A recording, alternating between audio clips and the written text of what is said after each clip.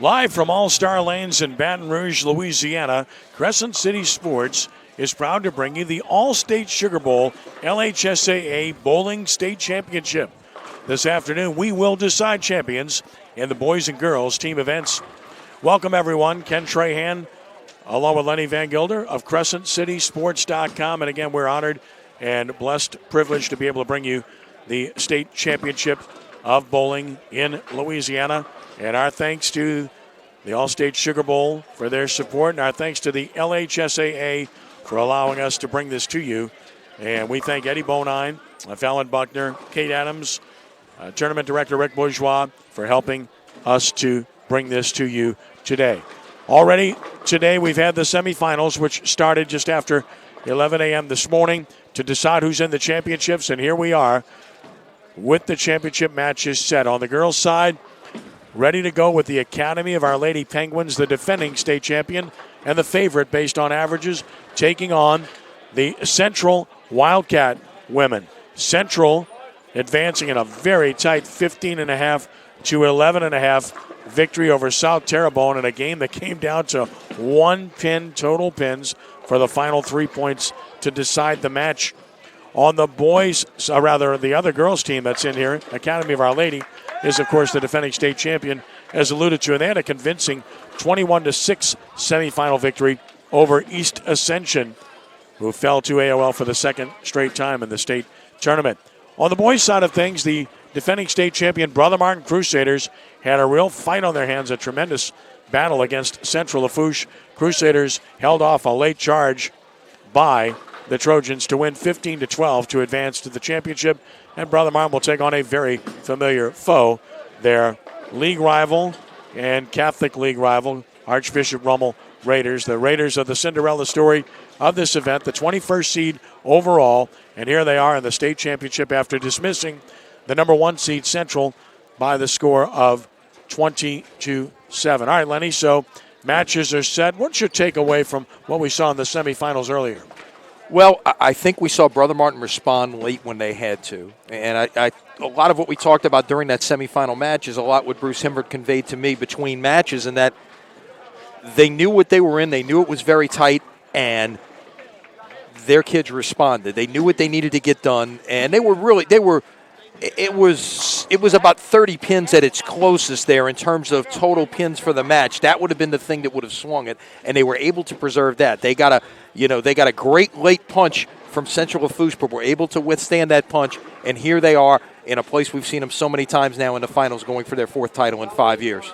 And a prohibitive favorite, but you just can't ignore the great story that is Archbishop Rummel. Well, you look at the brackets. They have beaten 4 teams seeded higher than them. The 12-seed Houghton, the 5-seed St. Paul's, the 4-seed Dutchtown, the 1-seed Central. Now they're facing the 2-seed Brother Martin. How many teams do you ever see try to go through a bracket where they've got to face 4 of the top 5 seeds in the tournament? It doesn't happen very often, and they've already beaten 1, 4, and 5. Can they do it again, at least in terms of seeds upset? Look, those other matches, they were, if you looked at averages, those figured to be very competitive matches.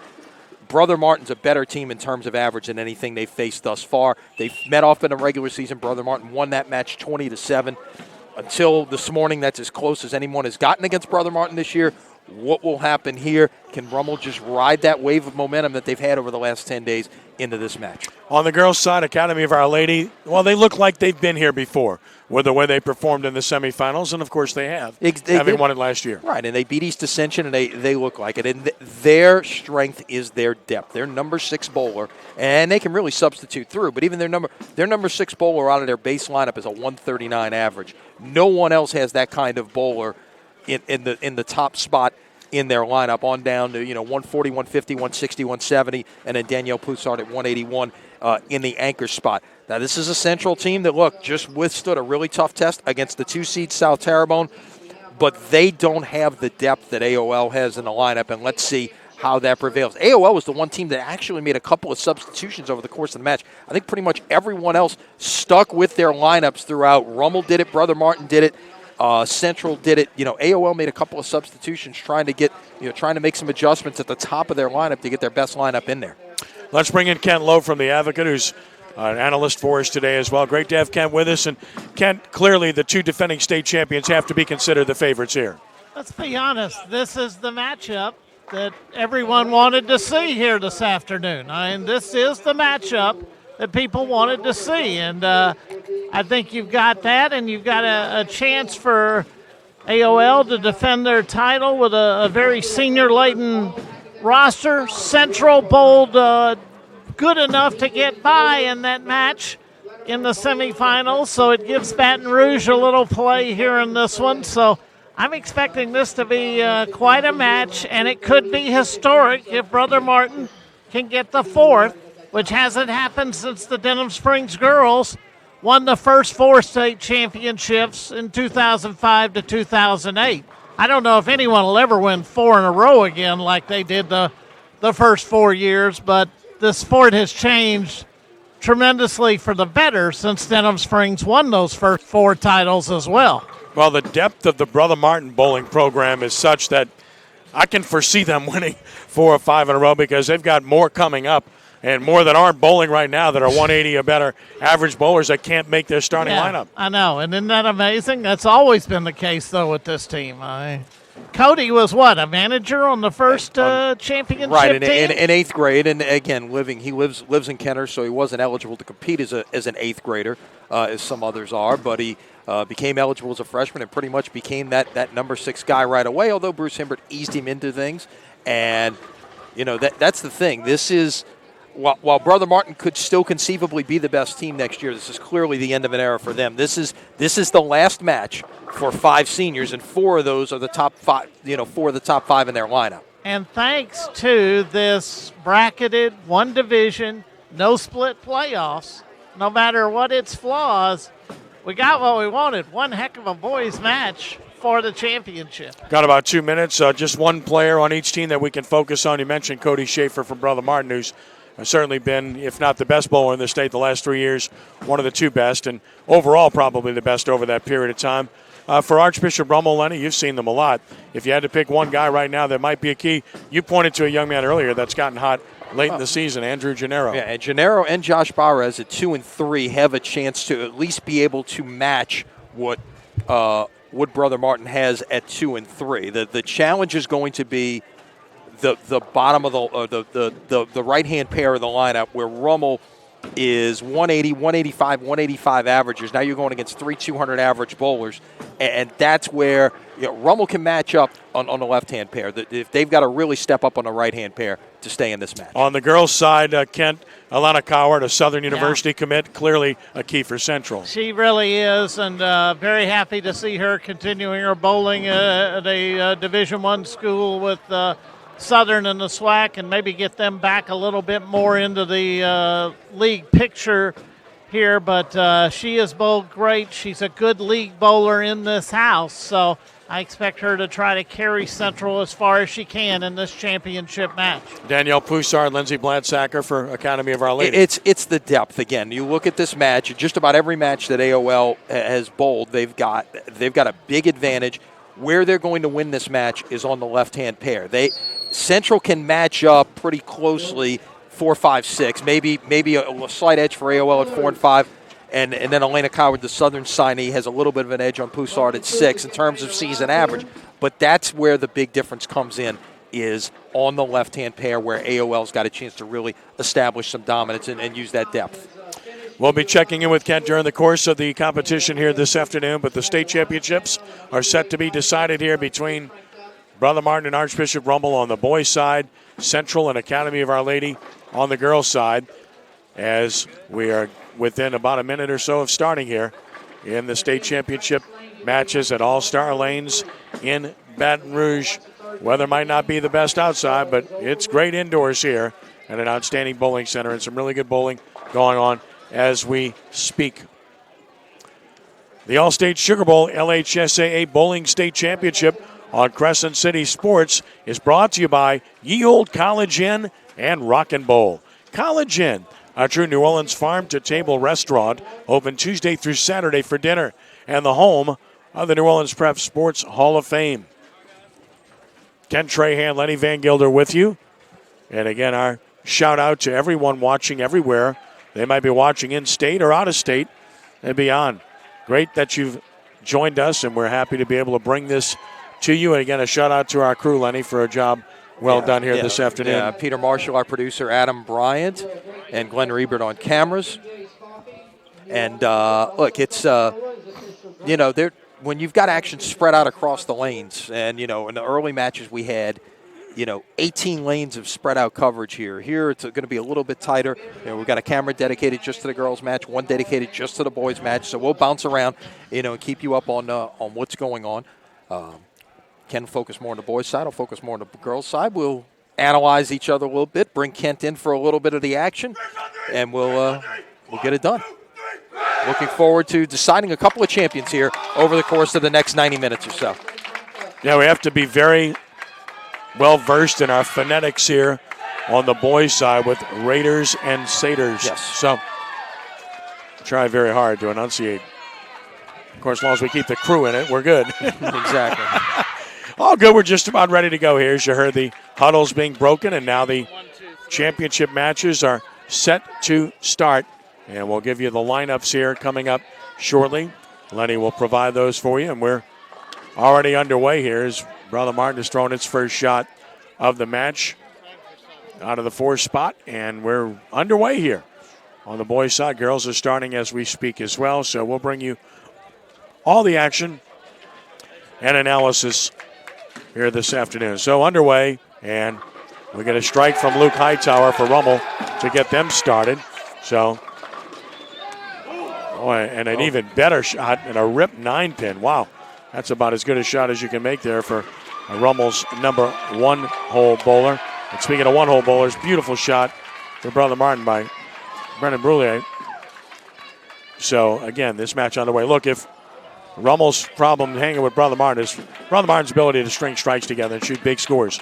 Rummel can't afford to miss any spares. They're going to have a chance against Brother Martin. Yeah, there's not a tremendous margin for error in terms of this. You look at some of the scores from the first match here. Brother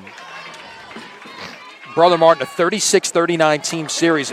Central Lafourche shot 36-03, so it was just a 36-pin difference in that match. Central Lafourche closed the gap with a 12-96 last game. Rummel 33-87 in their match against Central. So if you're just looking at those scores from the previous match, about a 250-pin spread. That's what Rummel is trying to make up here. And Brother Martin with 3 strikes on the low pair to get things started. Again, that's the strength of their team, is their depth and their ability to bowl so well on their quote-unquote low pair, the lower average pair. And those guys would be high average bowlers for just about any team in the state. Right. Academy of Our Lady 28-42 in its opening match. Central 26-33. So that was the match we're telling you about, Central South Terrebonne. The total pins 26-33 to 26-32. What a tight match there. Really extraordinary. You don't see that type of tight match very often, and it's exactly. Good start for both Brother Martin and Rummel. No misses yet on either of their pans through the first frame. Marks across the board, strikes and spares for both teams. As mentioned, I really see there's the ringingest 10 you'll ever see. He knocked it off the spot, and it didn't go down. Really good shot by the Rummel 2-hole bowler. Cody Schaefer, a 2-4-8-10 on his first shot on lane 18. Yeah, Gennaro made a great shot. Moved the 10 off spot. He threw it so well. And 9 out there. So 2 opens on the right-hand pair to start things for Brother Martin. So Rummel with an early edge on the right-hand pair, which is exactly what we said would not be the case, right? So it shows you sometimes how unpredictable. Well, just starting, obviously. Yeah, and it's early. It's early. But again, what you just saw was a key for Rummel. They have got to make spares. They can make spares, keep themselves in it, give themselves a chance. They could certainly chase Brother Martin and make this interesting. Brother Martin not off to a particularly good start. Hunter Dunn with back-to-back opens at number 4, and that is a spot that Rummel's got to try to get some things done. As you get down at 5 and 6, it's a little bit tougher when you're dealing with a Drew Gardner who's averaging 213 on the year. Cody Schaefer at 224. It's a big difference in average there with the 2 185s at the top of Rummel's lineup. Chance to see AOL. That's a good stroke. You can see the defined form and the good stroke by their anchor bowler Danielle Poussard. You see her there on lane 12 on the right side of your frame there. She opened with a strike but left a 5-pin there in the second frame. Yeah, and made a good shot to lead the 5-pin, just a slightly light, but right in the 1-3 where she wants to be. Very accurate. And that's a big miss spare for Rummel. You can't miss a spare in the middle of the lane. Again, that's their key. If they want to have a chance, they cannot miss those spares. No chance otherwise. Got to be able to convert those. As far as Academy of Our Lady is concerned, let's be honest, if form holds, the defending state champions are going to defend. Yep. And I'm not sure that anyone has. I want to see. Kent was mentioning those 4 titles that Denham Springs won the first 4 years. I'm not sure anyone has repeated since then as state champion on the girls' side. Of course, we've seen Brother Martin do it. And some others on the boys' side. Barb repeated. Rummel repeated. In fact, how about this? In the decade of the 2010s here, of course, this is the last year of the decade. There have only been 4 different schools to win state championships on the boys' side, and we're looking at 2 of them bowl against each other, so that number's not going up. Rummel won in 2012 and 13, and 2014 is really when Brother Martin started their dominant run. They beat Rummel 16-11, and I remember that match very well. That advanced them, and that match went down to the wire. It was like a 20-pin match, very, very close. Perry Jambroni of Rummel shot like a 7-20 or something, and Jonathan Hart of Rummel bowled big for them, but Brother Martin's depth overcame them, and that was the beginning of the program that you see now. Right, and the thing to remember is this with Brother Martin. I mean, they had some success early on, 2009, 2011. They got to the finals, lost both years, but that the 2014, the undefeated regular season, they got again in the semifinals, got beat by Barb, and that is what really got them over the hump. Then winning the title in 2015, repeating in 2016. And, losing in the semis in 17 and then winning in 18 and looking to go back-to-back again here right now. Seen quite a few 10-pins in the Rummel Brother Martin match already on both sides. So now let's see a 4-pin. So, as we like to say in the business, taps. But what is the only true tap? Well, I don't really buy that. I mean, we see ringing 10s, ringing 7s that are as well thrown as you can throw a bowling ball. But the only true tap people like to say in the sport are 8 pins and 9 pins, right? Exactly. Oftentimes a result of a ball being too strong or maybe a rack not being suitably sufficient and spotted correctly, which of course can happen depending on the pin setters and the pair of lanes that you have. This is a good house, though. This is a pretty well-kept house, a very well-kept house, and a very consistent house, too, in terms of the bowling conditions that you have. Check in on what's going on over on the girls' side, Ken. And it looks like, we talked about what AOL needed to do, and they've got leads at number 1 and number 2. Danielle Poussard has the lead at 6, and they've got leads right now at 4 and 5. So they've got early leads in 5 of the 6 matches, and they're really establishing that depth. So it's that's where their strength lies, is in their depth, and they're showing it here early on. Kent? When you watch a bowler miss single pins, and there's been about 4 or 5 between the sets of lanes so far, you wonder what it is, but then you watch the pros on TV this year, and they have missed more single pins than they have in decades on television shows, and that's been quite a talk this year. So it's not as surprising to see some of the missed single pins here. I thought they were watching the Media Bowl too much and see us miss single pin spares, So. Or the one of us that's actually still bowling on a regular basis. It's been surprising to see the number of single pins missed on the Pro Tour this year. So it's not as simple as picking up that single pin as it sometimes appears. No question about it. It's not. And look, these kids are under a lot of pressure right now. Let's not discount that. No. This is, for some of these young men and young ladies, this is the biggest 3 games they will bowl in their life. And you've got to be able to manage that pressure. As Cody Schaefer over on lane 17 now has 3 in a row, following his teammate Drew Gardner, putting together 3 in a row there in the 2nd, 3rd, and 4th frames as we and that is about to the midway point. That is here, the 7th 10-pin Rummel has left already. They have been right in the 1-3 pocket, all right-handed bowlers, but they're just not carrying early on in this game. And you got to keep an eye on that because the firepower belongs to Brother Martin in terms Sure. of the ability to strike and shoot big scores. Rummel's got to make spares, and they've missed 4 one-pin spares now. Yeah, and while you're missing spare, just look at the scoreboard here as we come up to the 5th frame on both pairs here. Rummel is up at 1, they're down at 2, they're down at 3, they're up at 4, they're tied at 5. And down at 6. And down at 6. So it's a fairly even match at this point. They've been able to stay in contact as a messenger.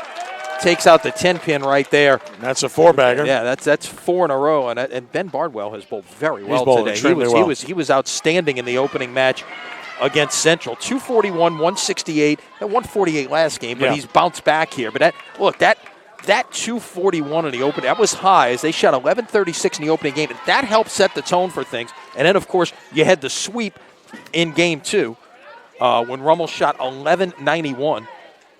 And Andrew Gennaro leading the way as he's up on lane 15, leading the way with a 235 as he cannot take out the 10 Another 10 pin. That's the 8th one they've left. Well, the thing about Bardwell, he's the only player of the Rummel players that can create a few boards with his stroke, therefore create the ability to carry a little bit better. And I think that's what it's all about. And keep in mind that his big game came in game 1 of the semifinals. On the fresh, oil. Right, and keep in mind, if we didn't mention it earlier, they have rerun the lanes in between the semis and the finals, so we are bowling on fresh lane conditions right now.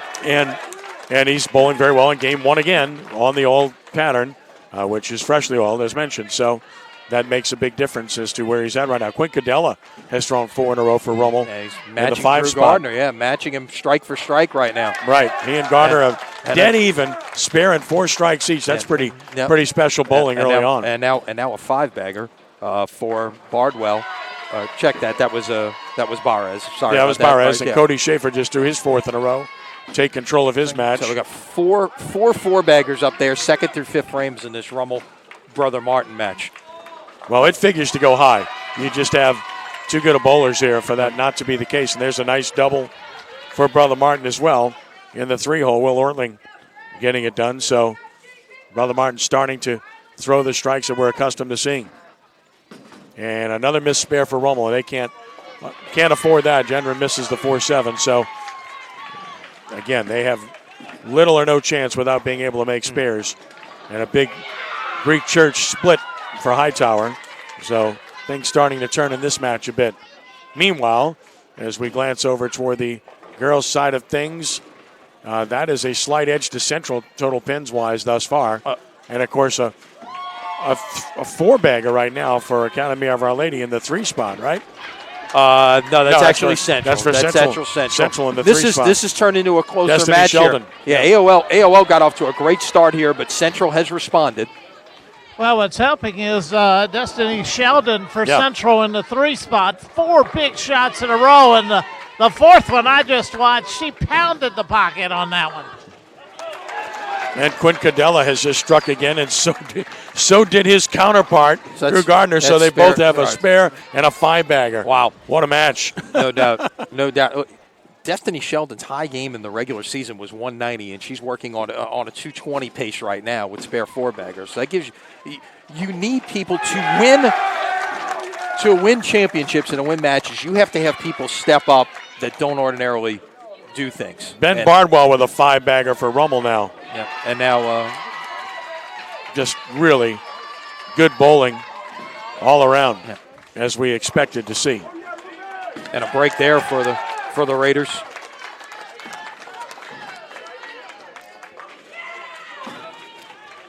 So Brother Martin with a slight edge thus far in this match. Leading at 2, leading at 3, tied at 4 right now, leading tied at 5, and leading at 6. Leading So at they've got significant edges in 3 of the 6 matches. Correct. Rummel's got a big edge at 1, and 2 of them are basically dead even. Schaefer Lee's a tough 10-pin, good shot. Just didn't get the messenger to carry it. And now a gutter ball thrown here. That's the last thing you need.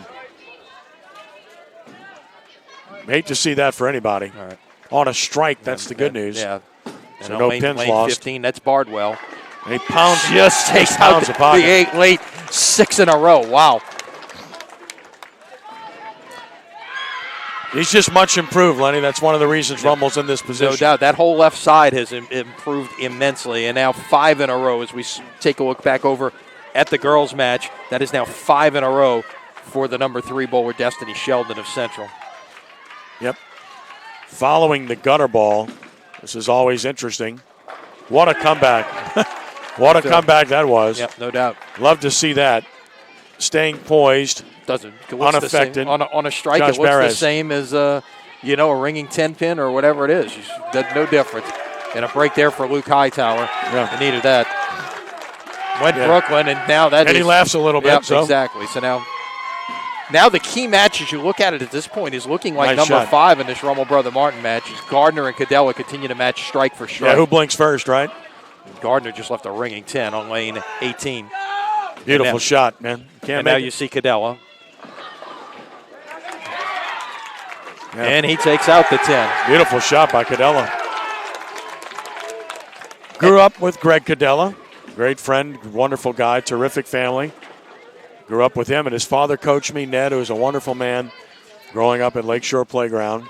And I've been friends with the family for a long time. Just wonderful people. Salute them. Bruce Himbert and I grew up together in bowling. Brother Martin, bowling coach, who does such a great job and is terrific for the sport. So many friends across the board. Bowling's a close-knit community, Lenny. No doubt. And you look at you look at Cody Schaefer, his dad Craig, and Bruce were teammates at Brother Martin. Before you go back this is the 15th year of the state bowling championships. Before that, it was all done really on a club basis and on a local basis. The best you could do was win a city championship. Right. I was fortunate to bowl on a city championship team in 1982 at Rummel. Rummel's got 6 city titles, 8 district titles in their history. Brother Martin won 7 city championships, including the time when Craig Schaefer and Bruce Himbert were teammates at Brother Martin and had a chance to win one in the late 70s.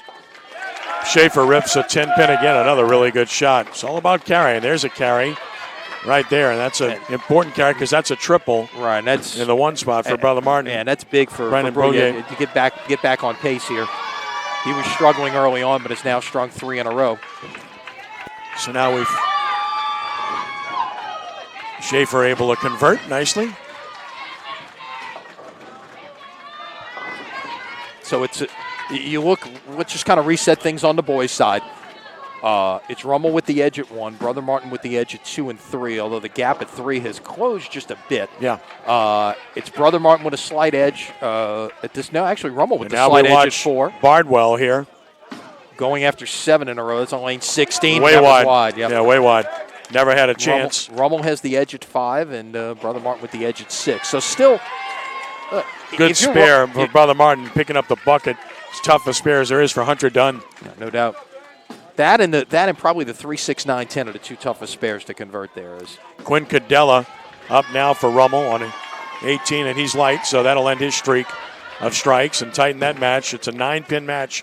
Cadella in favor. Barwell can't convert the washout. But still in good shape there. 195 in the 8th. The best that Brouillet can bowl in the number 1 spot is 205.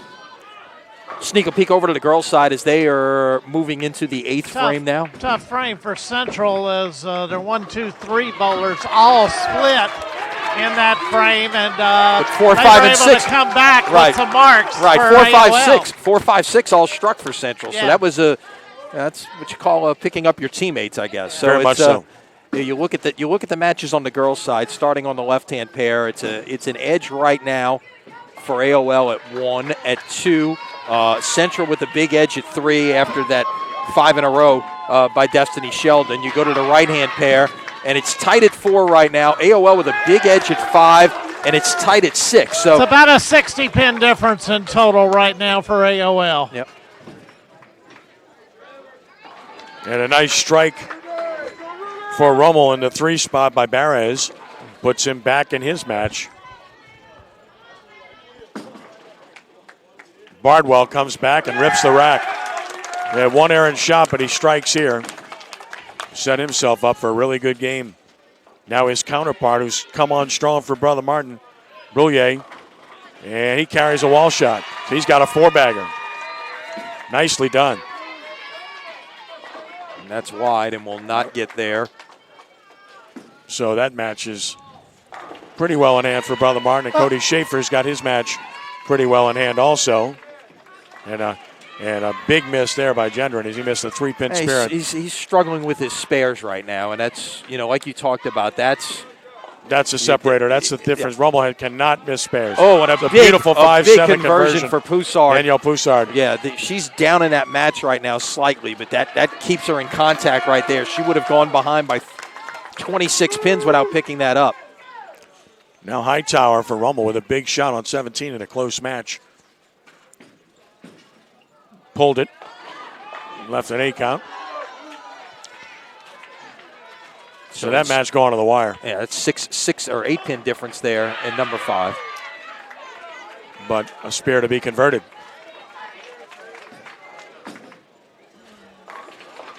Beautiful stroke. Drew Gardner. By Drew Gardner. I tell you, keeps the pressure on Cadella. Drew's been able to kind of sit in that number 5 position here for the last couple of years. Next year, this is going to be his team. Yes. You've got seniors bowling at 2, 3, 4, and 6 right now.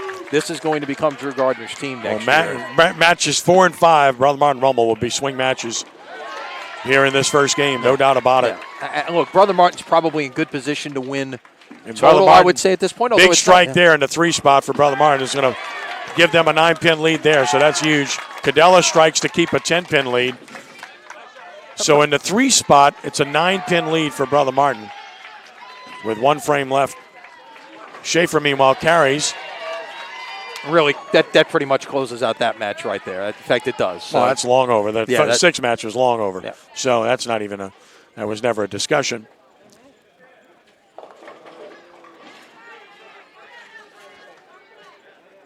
So as we get to the 10th frame here. Perfect stroke there. Can't throw it any better than that. Beautifully done. Yeah. Both pairs on the boys' side have now reached the 10th frame, and that will be a closeout for Rummel there at number 1. Bardwell. Bardwell. What a finish for Brother Martin to make up all kinds of pins here in the 1 spot by Brouillet. No doubt. He could strike out for 205. Bardwell's a possible 235. Brouillet with another good shot. And carries. That's gigantic for the pins. All right. He's making up a bunch of pins here. And Bardwell misses the spare. So you talk about a huge swing. It's like a 30-pin swing in the 10th frame of the 1 spot in terms of total pins. Hightower gets a big strike that he needed. So he'll win that match at number 4. Or so it appears. Number 2 is going to be key here, as we're about to say. What a finish by Brouillet. He finishes up with 205. He'll lose, but that's a big comeback. That's a big momentum getter as well. Now let's see what happens here, because this is a 6-pin match at number 2. And a crossover strike, and Gennaro got a break right there, and he's got a chance here if he can put the pressure on Bonvillian, who's in the lead in the number 2 match right now by 6 pins. Yeah, Bonvillian up here, and he makes a good shot. Perfect. Can't make a better shot than that. You talk about handling it well. He did.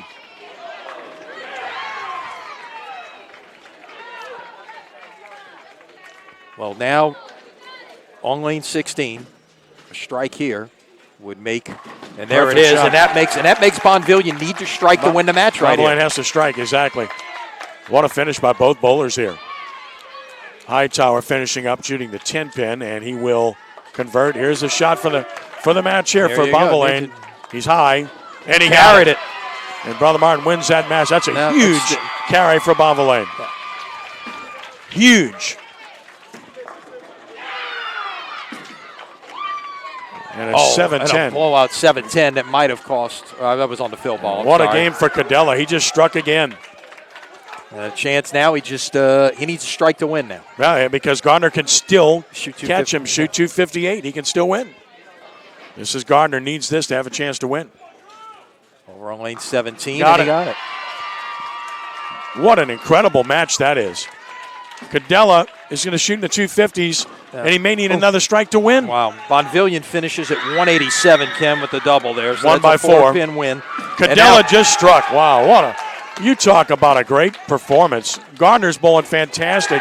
He's going to lose the match. There's a big strike at number 3 for Rummel. Here's another swing match. Gives him a number chance. 3. Gives him a chance here, and now that's What a shot. to win the match. That's why Brother Martin's so good right there. They got up. Will Orling with They a got great up. stroke. They got up on Villian doubled and Ortling threw a strike in the 10th. Those things don't happen, and No. Rummel is looking at possibly could be a 6-2 lead in this match if they could. Really 10 pin for Cadella, but a 267 game for Quinn Cadella and a big smile. This shot has to be a strike for Rummel, and it's a 7 pin. Good shot, and didn't get it. So Brother Martin will win all these close matches except for 5 because they performed so well in the clutch here. And what you may be seeing happening is total pins flip as well with this Yeah, you Brother are. Martin finish on the left-hand pair. No doubt. Maybe closing out total pins right now. 'Cause Absolutely. It was close.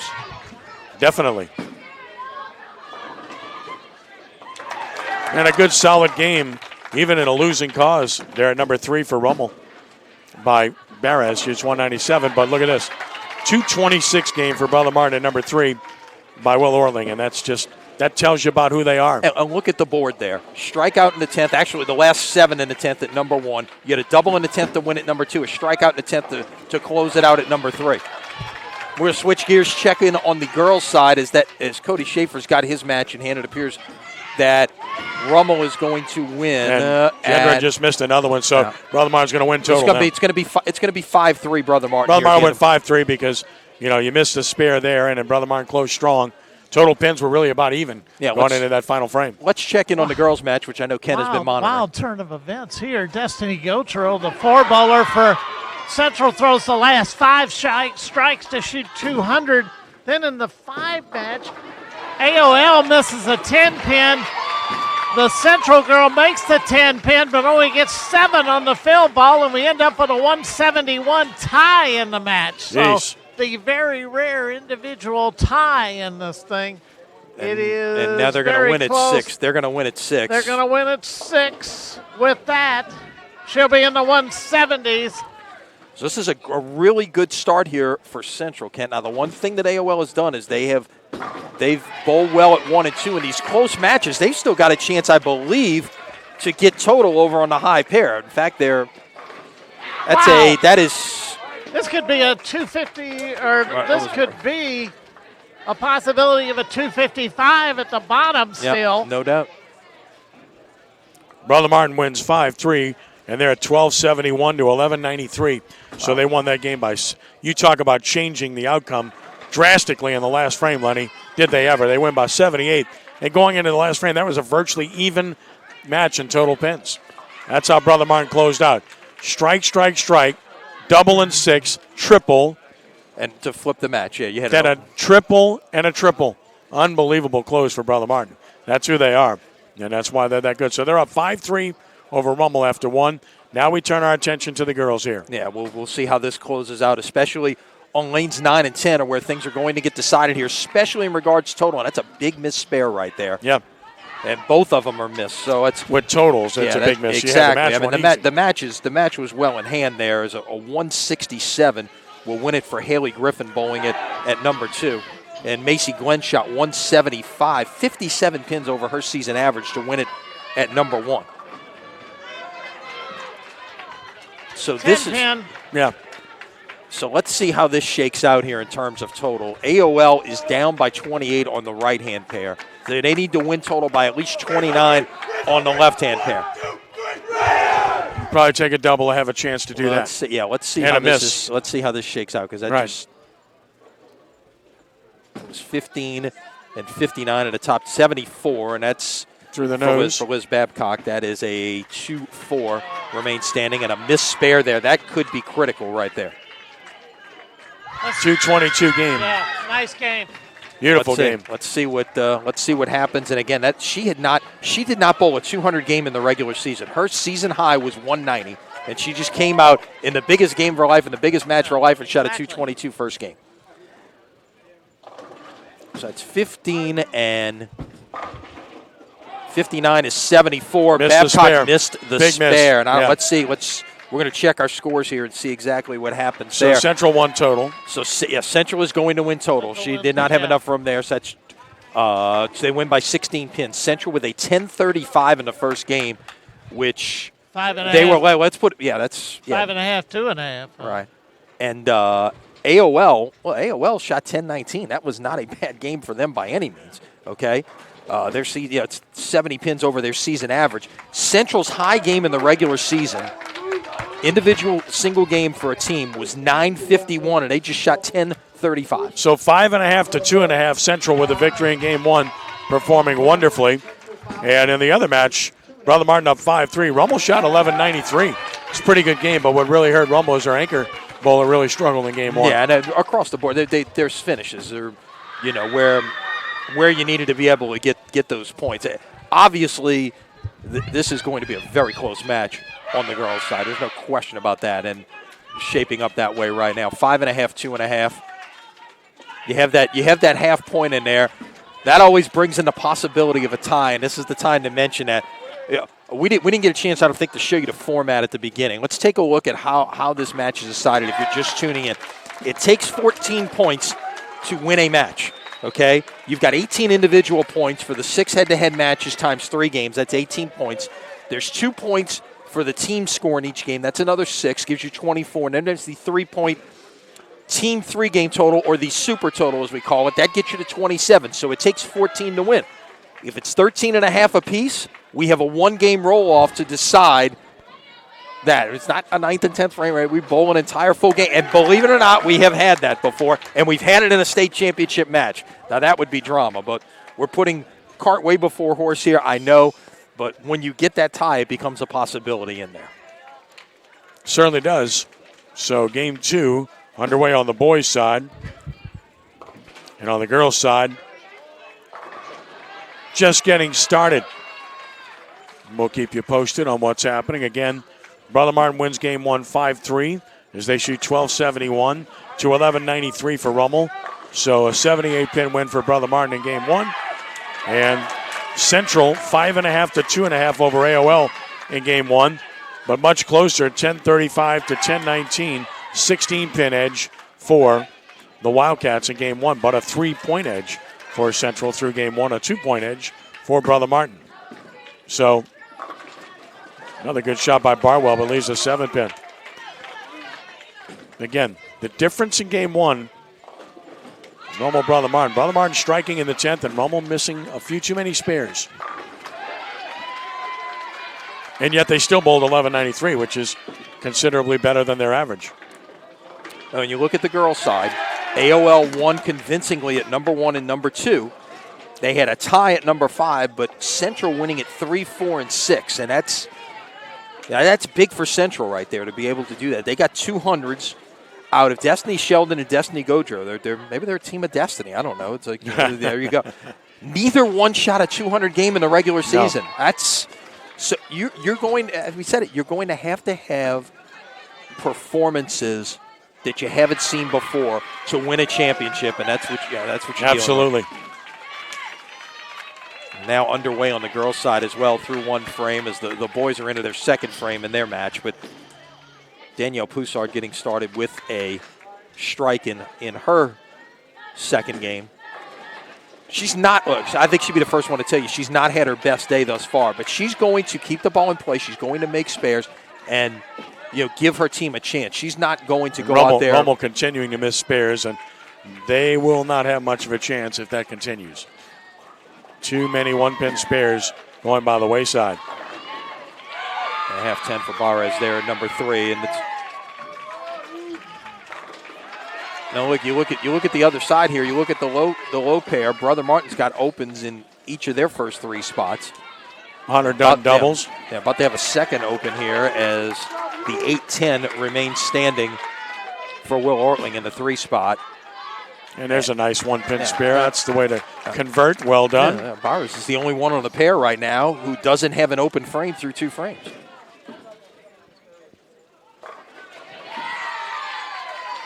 Rummel really needs its anchor bowler to get going. Struggling. Mm-hmm. And he's been a solid bowler for them. Quinn Cadell has been outstanding here today. No doubt about it. He had that slow start today, and we mentioned he got things going in the early rounds. Same kind of thing happened. Slow start and then got things going. He shot 134 the first game, bounced back with 210, 177 in his last 2 games of the semifinal, and then coming out here and firing a 267. And gaining confidence every step of the way. No doubt about it. There's a strike for Gendron, something he really needed. Now, Bardwell responds with a strike. Yeah, and a lot of these guys that you're watching in the Brother Martin Rummel match, they're going to be bowling in singles tomorrow.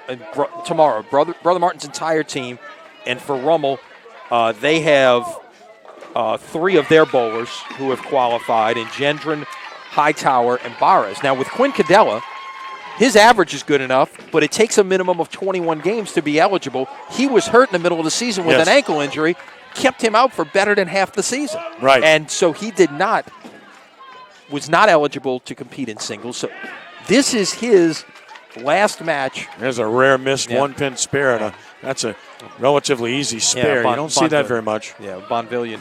Well, he closed well when he needed to, and he's been a key performer. Yeah, that's the thing you can't undervalue when it comes to Brother Martin. Yes, they've got talent, but they've also got experience with those 4 seniors in the top 5 spots in the lineup.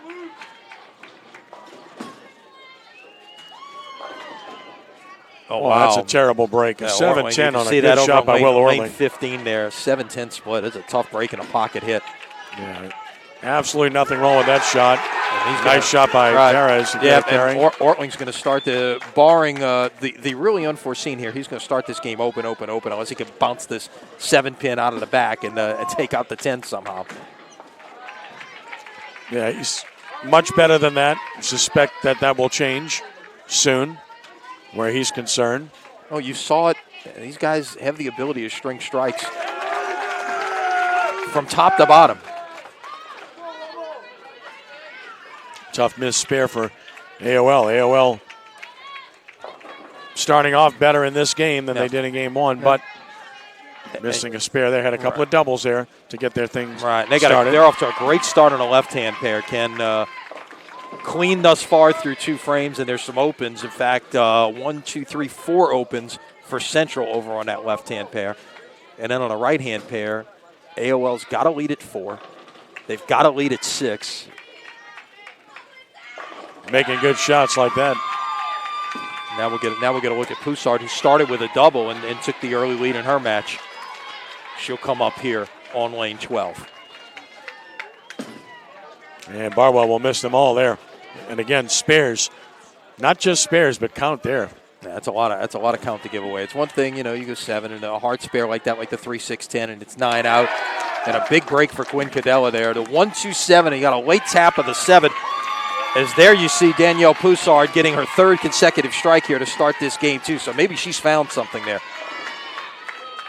Yeah, they need her to be the bowler that she is, the anchor, to be, right at the top of what they do as a team. She has been that for them. She moved into that spot this year. We mentioned Erin Burkhart really was a fast riser last year and ended up moving into an anchor spot and led them to a state title. She's now a freshman at Mount St. Mary's. Gendron doubles for Rummel, so they break there and gets a break and needs something to get him going. Right, takes the lead in his match. Is Schaefer with a split. Good pitch there. That was right off his hand, as good as it can get. It's Barres. Bardwell makes a ball switch, interestingly, and he goes wide. Talk about that, Lenny. Oftentimes, players will make ball switches typically to the way the lanes are reacting. Exactly. But the interesting thing is he just bowled a really good game, throwing a lot of strikes. I think it's a little premature to switch balls. Depending on what he's seen there in the first 4 frames, the kind of reaction that he's seen, you can't fault that. You gotta let the bowler trust his best instincts there. If he felt something like it wasn't, it wasn't reacting the way he wanted it to, in a switch big back to his original ball to shoot the spare. Maybe just trying something there. Sure. But did not get any reaction at all from that ball as Cadella comes back with a strike. He's got continues to bowl well. Yeah, slight lead in his match. In fact, Rummel has the lead at 4, 5, and 6 right now. Very early on. Yeah, it's at the halfway point, though. You got to finish, but you're at the end. The matches are in the 5th frame. AOL turning it on over here. Yeah, that's 4-bagger now for Poussard. Yep.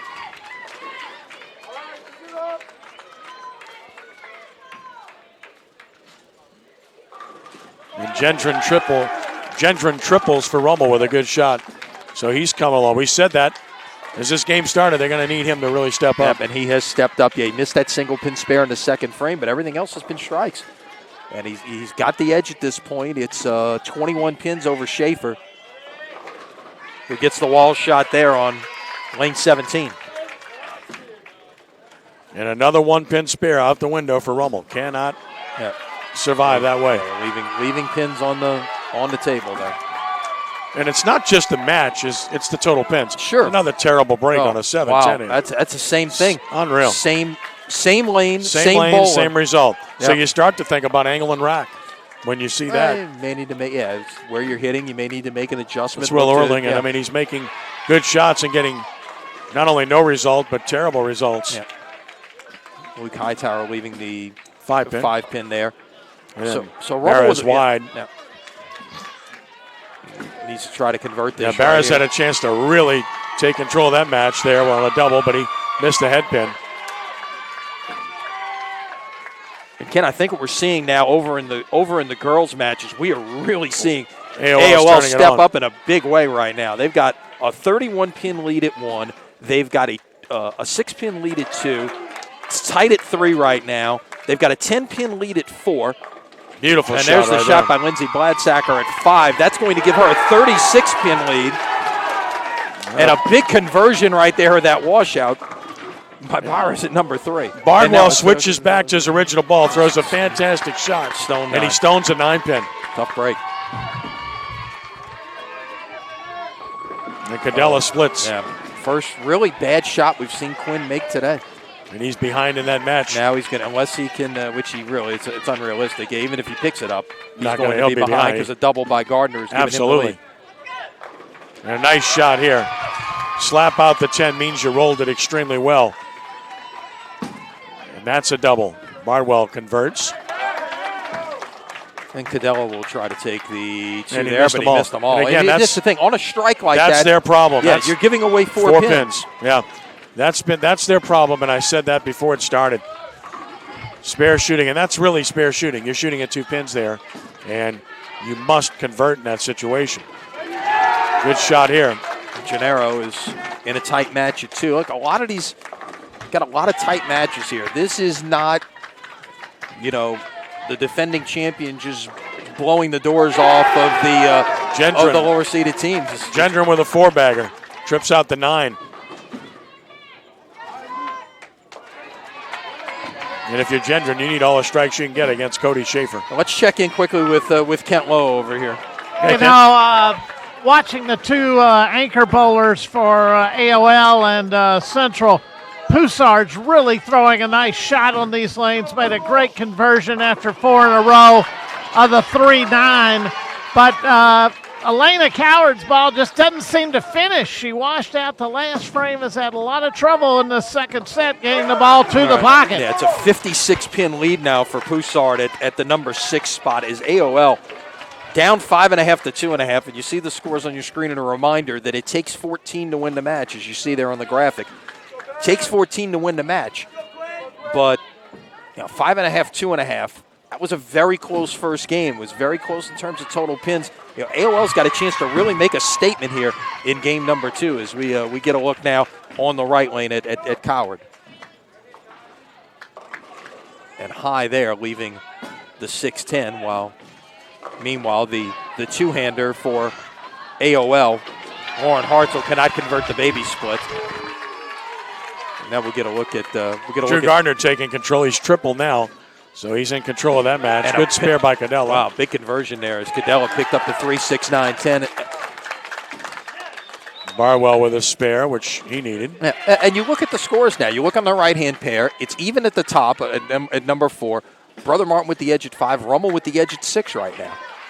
And then you look at the left-hand pair. But that's kind of the way the first game went to this point. Right, and then you look at the left-hand pair. Brother Martin with a big edge at 1. That's a big split lead for Cody Schaefer. Yeah. Pretty even at 2 right now, and Rummel with a big edge at 3. So this is basically an even match right now. That's a big double for Rummel to take the lead there in the 2 spot by Andrew Gennaro. And Gendron continues to fire strikes now 5 in a row. Let's see. Said he needed to get going. Right, you're looking here now at lane 17. And watch this. Let's see what Schaefer does on this. This is the 3, 4, 6, 7, 10. This is makeable. He's got the speed. Tried, ditched a little wide. You want to hit the 3 on the right side and send it into the 4-7. He was just a little wide on that. So 7 out for Schaefer, and he's in big jeopardy of losing this match here at number 6. Well-stroked ball there. Hunter Dunn. He's emotional. He'll get into it. Barras with a really good shot for Rummel. And Hunter's not a guy who's got a lot to say. He's just but he he'll get you fired up with his actions though.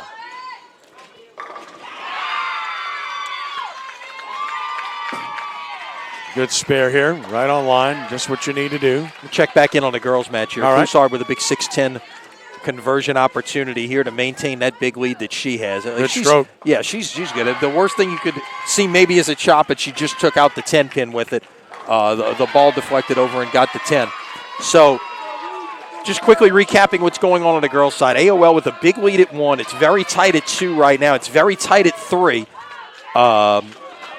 AOL with the lead at 4, with the lead at 5, and with the lead at 6. So they've got a chance here to really flip this match over here in game 2. Barwell wisely went back to his original ball. He's really got a good shot with that ball, and he's not out of his match. So he just struck in the 8th. He's down by 15. Good spare conversion for Brother Martin by Brouillet. Oh, wow. And Cadella on a light hit, 4-5-7 came out on a wall shot, and the 10-pin remained standing there. Yep. Bad break for him. Yep. Now Schaefer looking to get back on track over there on lane 18, and a ball off the 10-pin. Could not take out the 10. And here's a stone 7. Wow. Again, what a terrible break. You talk about a good shot. You can't make a better shot than that than Bonvillain just made. Yeah, and look, we talk about Brandon Bonvillain, and he's an interesting story, Ken. Obviously bowl. These kids do more than just bowl at their schools. He's an Eagle Scout who's got a memorial getting ready to be dedicated at Lafreniere Park that's going to be out there for everyone to see, raise $16,000 as part of his Eagle Scout project. As Danielle Broussard nearly converted a big split there. I thought she had the 5-7. She made a perfect shot and just got a bad break. Yeah. Nice strike by Barras here. That's a double. He's in control of his match. Yep. The matches to watch now in Rummel Brother Martin are number 2 and number 4. Those are the matches that are in the balance for sure. But again, as you talked about earlier, total pins can mean a lot here. Even if your match is decided, you got to go get all the pins you can get. And there is a huge double on a Brooklyn strike to take control for Brother Martin. And a 10-pin for Rummel. That's the way the game works. That was a flat 10. But again, he's got a 13-pin lead going to the 10th. Still got to finish. Still got to get up there and mark with a plenty of count in the 10th to close this out. Well, Hightower has to spare here. He's out of it in that regard. He made the better shot, but he didn't get the result. And that's sometimes the way bowling is. Here's a good shot. Well, actually, I thought it was better than it was. Bucket. Yeah. Hightower converts to keep himself in the match. And now Gardner, for Brother Martin, has been their star in this game. Wow. Good-looking shot right there. Just posted it. Really good-looking shot. Still can finish out with spare and 3 strikes for 239. Barwell needed a carry. He just left the 10-pin, so he's pretty much done in that match. And unbelievable, Cadella just left the 7-10 for the second straight frame. Wow. It's not only lose the match, but it's the pins, and it's not his fault. Sure. Those are good shots. There's no way you deserve to leave 7-10s. Now, we've seen a few of them here in the course of this second game of the boys' final. Throws his arms up in frustration, understandably so. Gardner just ticks the 10-pin, but it works. All you need to do is get part of it. Barwell cannot convert his. Again, spares. This match is pretty much decided. Yeah, it is officially decided. Yeah, match 1 is over for sure. Match 2 is a really good one. 3 is Rummel's way. 4 is Brother Martin's way. 5 is Brother Martin's way, and 6 is Rummel's way at this point. Yeah. Schaefer with a strike there as he's trying to get what best he could shoot in this game is 196. Now how about this one, kid? This is pretty remarkable. Now you got a 10-pin to convert here. Over the course of the regular season, Cody Schaefer bowled 27 200 games. He only bowled 4 games under 200 the entire regular season. So that gives you an idea just how much of an anomaly this is out here. Gendron left a 7-pin. Here's a big 10-pin conversion here. And got it. Good shot to maintain a 5-pin lead going to the 10th frame. Right. And Rummel has to win that match. Right. Bonvillian and Gendron missed the 7-pin. He's going to win the match, but you need pins. the pins. Again, they lost a bunch of pins at the end of last game, which is why Brother Martin won by 78 pins. Bonvillian will convert. That's a 5-pin match there going into the 10th frame. So that is still certainly in the balance. Somebody doubles, they can put that match away. And Hunter tripped a bucket. Wow. And that closes that one out. So Brother Martin, the winner at 4.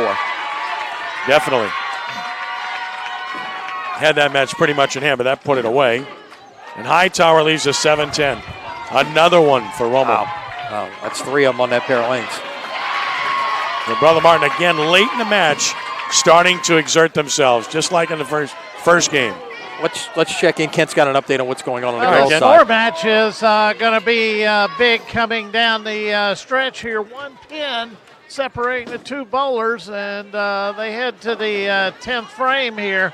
But there's a chance this one could go 3-3 on the individuals, but AOL's got a big lead in total pins in this game, which would then set things up for that final game, and the super bonus is going to play big in this match before it's over. No doubt. If it's 3-3 and AOL wins the total, then it's 8.5, 7.5 going to the last game. If it's 4-2, then AOL would take the edge.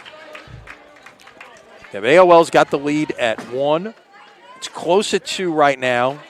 Central has rallied back at 3. 4, as Kent just mentioned, very tight. AOL's got a big edge at 5 and 6, though. Yeah. And that's where they've got a chance to really separate it. You know they've basically got total pins in the bag because of that edge at 5 and 6. And Broussard leaves the 5-pin there, as you see. She's got a commanding lead in her match. We're into the 10th frame over on the boys' side, so we're going to flip back and try to close that one out here. Cadella just shaking his head because he made 2 good shots and just doubled in the 10th after he left 2 straight 8-10, 7-10s. You talk about changing a game.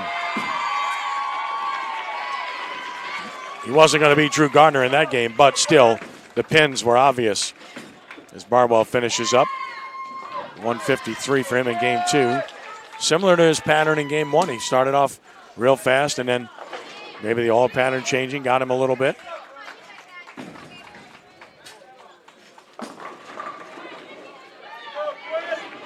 There's a good stroke. And an important strike right there for Rummel to stay 5 pins up in the 2 spot. Gardner just missed the 10-pin in there in the 10th frame. Andrew That didn't matter. Yeah, didn't matter in the match. That doesn't matter. What matters is right here. Gennaro up by 5 with a strike up. And now if he strikes here, he's pretty much going to win the match. If not, striking 6. Then Brother Martin can win the match. Over on lane 15. With Brandon Bonvillian. And he's wide here. So he's wide out the window. Yep.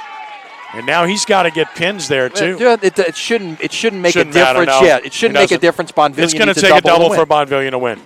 But the door's open for him, and the first one is perfect. Perfect. Can't make a better shot than that. You leave the door open for this team, they're going to run right through it.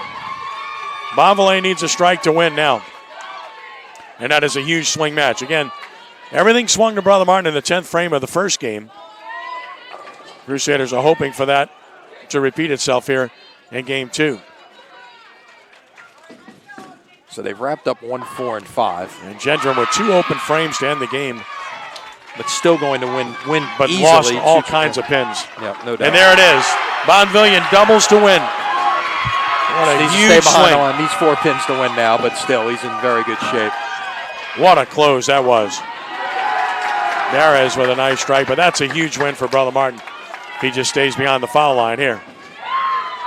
It just changes the match, much like the first game. So this is going to be, it's going to be 4 of 6 for Brother Martin. They won. The total pins is in the balance right here, Ken. Yeah, but Brother Martin won. Brother Martin won the home the right hand pit by 31. So Rummel needs to win the left hand pit by 32. And there's that would have been a big shot. This shot could decide it right here. That shot would have won it for Rummel. Right, could have won it.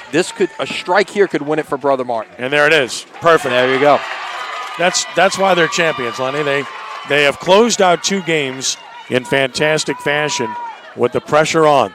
They're accustomed to being in this position, and they're showing you why. And that is going to be a spare. So 605 to 564. That's 41 pins on one pair. And on the other pair, Brother Martin is definitely going to win total pins in this game. No question about it. Again, look at the way they're closing out. Can't close out better than that, right? And that, look, that is the depth of this team. When you've got 200 average bowlers bowling in the number 2 and 3 slots and experience to go with it, that's what's going to happen.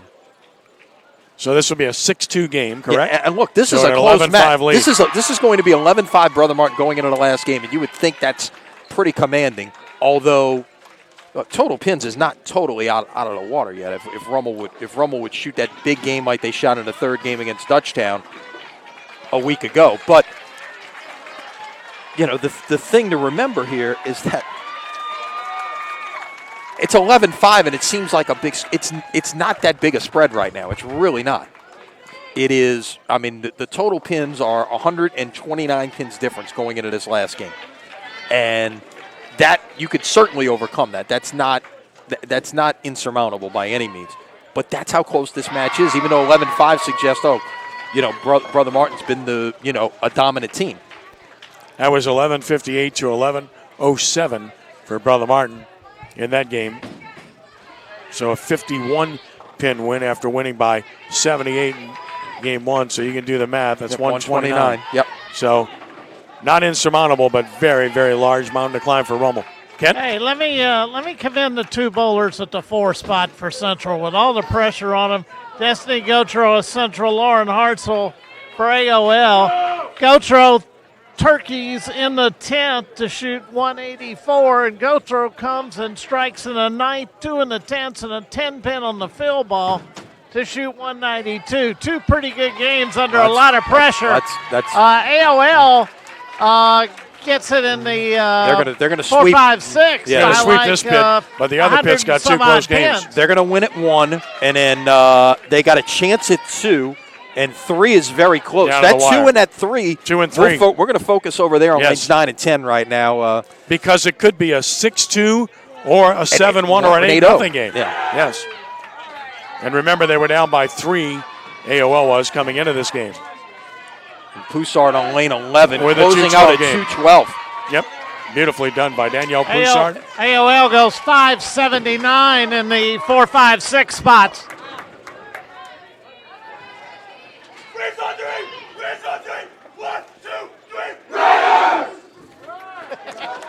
And AOL wins the high pit by 129 pins. Remember, they were, what was the margin? They lost the first game by 16 pins total. So that's a big swing right there.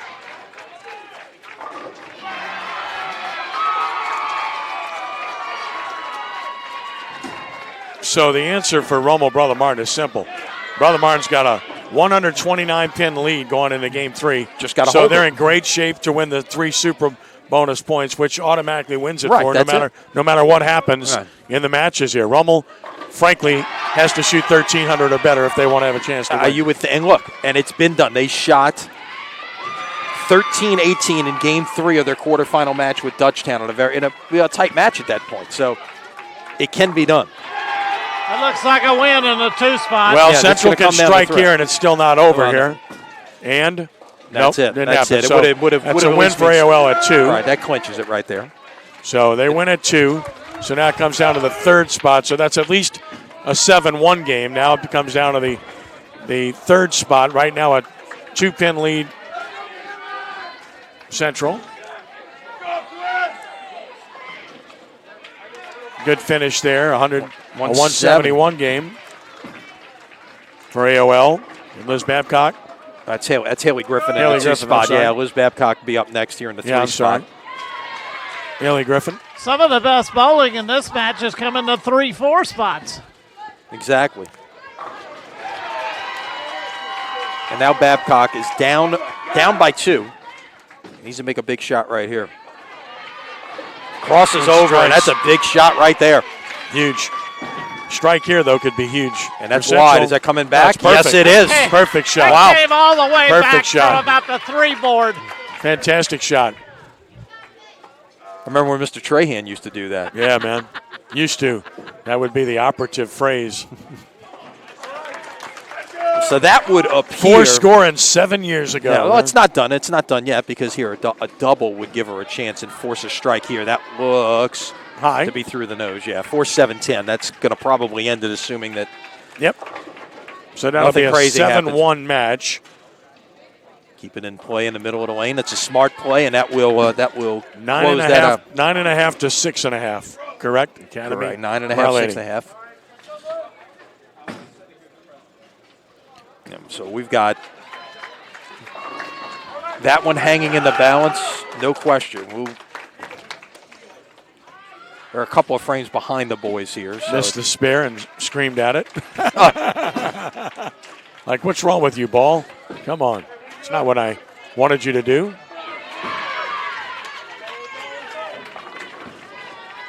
So you've got, looking at the total there. Let's see. It's 44, and AOL's game was 1078, which is very impressive. A very good game. As opposed to 905. 905, that's a huge swing. Well, it is, but that's 53 pins over Central's regular average. Yeah. So that's still, they bowled well in this game, but just couldn't match what AOL was putting out there. So now 9.5, 6.5, and your total pins numbers look like this. It was a 173 pin swing there after the first match was 16 the other way. So AOL takes a lead of 157 pins into the final game. So that puts them in very good position for that 3-point super bonus. Very much so. So if you can win two of these 4 and get the super bonus, AOL's got a chance to repeat as state champions. 1 game left, and the 2 defending state champions have the lead. Brother Martin on the boys' side, Academy of Our Lady on the girls' side. And game 3 underway on the boys' side. Too early to really distinguish anything, although Brother Martin struck 5 of its first 6 frames on the high pit. That'll tell you about their ability. They get the opportunity to close out an opponent. They typically do it in very good fashion.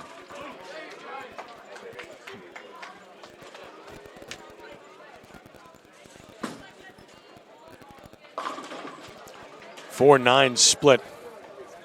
It's just been one of those days here in the finals for him. He's getting all kinds of bad breaks. Man, a 4-9's a good shot, much like the 7-10 is.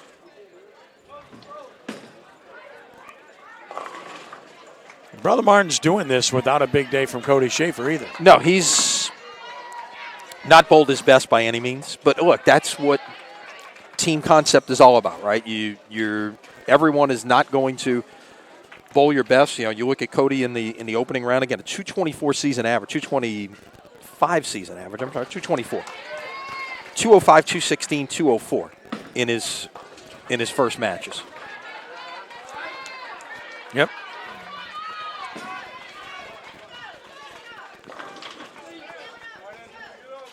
So again, stage is set here, getting the teams meeting, getting ready for game 3 on the girls' side. Underway in the boys' side in game 3 is both pits have now reached the 3rd frame. So the boys are going to finish slightly in front of the girls. That's the normal procedure, as you would expect in these matches. Very much so. Ken, what do you have?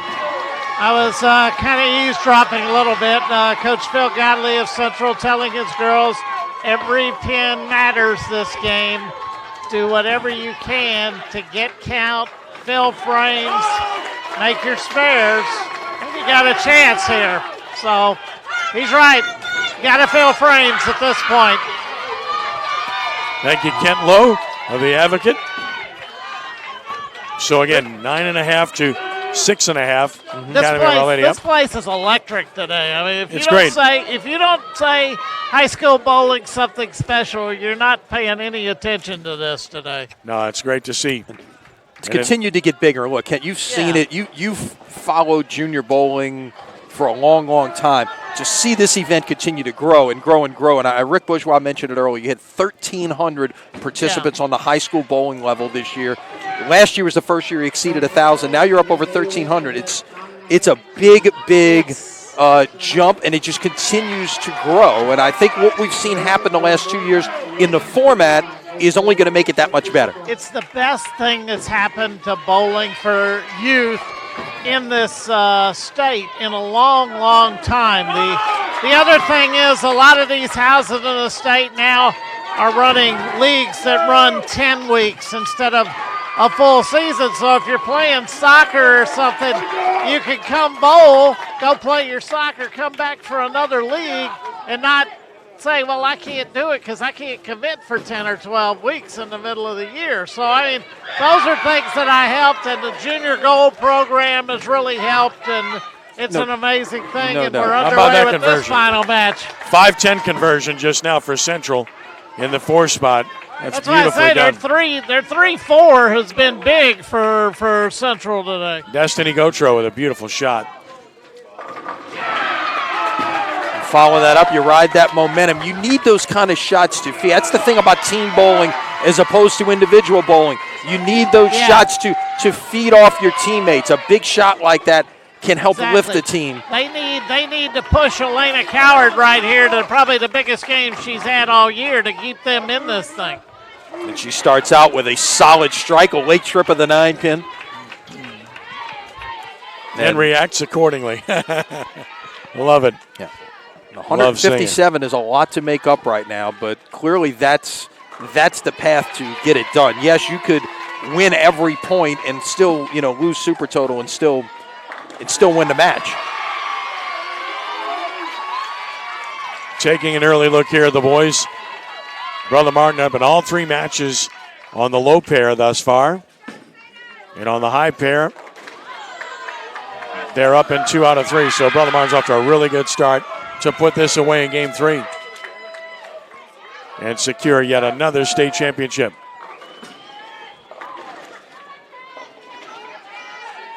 Again, Rummel has to target 1,300 to have any chance, and even that might not be enough. Well, you look at score. A lot of times it's easy to look at scores, but you got to do it one shot at a time. You got to just focus on the one shot and try to strike, and then when you strike, you try to get another strike and try to start stringing them together.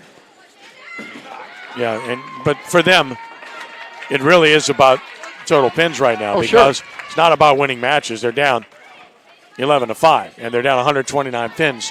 So they've got to win. They have to win super total. They There's need to win no super way. total. Well, no matter what happens in the matches, they can lose 2 matches and still win if they have a tremendous game and win super total. Right. There's no path to winning the match without winning super total once you've given up 11 in the first 2 games. Because if Brother Martin would hang on to super total, even if Rummel won every match here, it's still 14-13 Brother Martin. So that's why it's all about pins.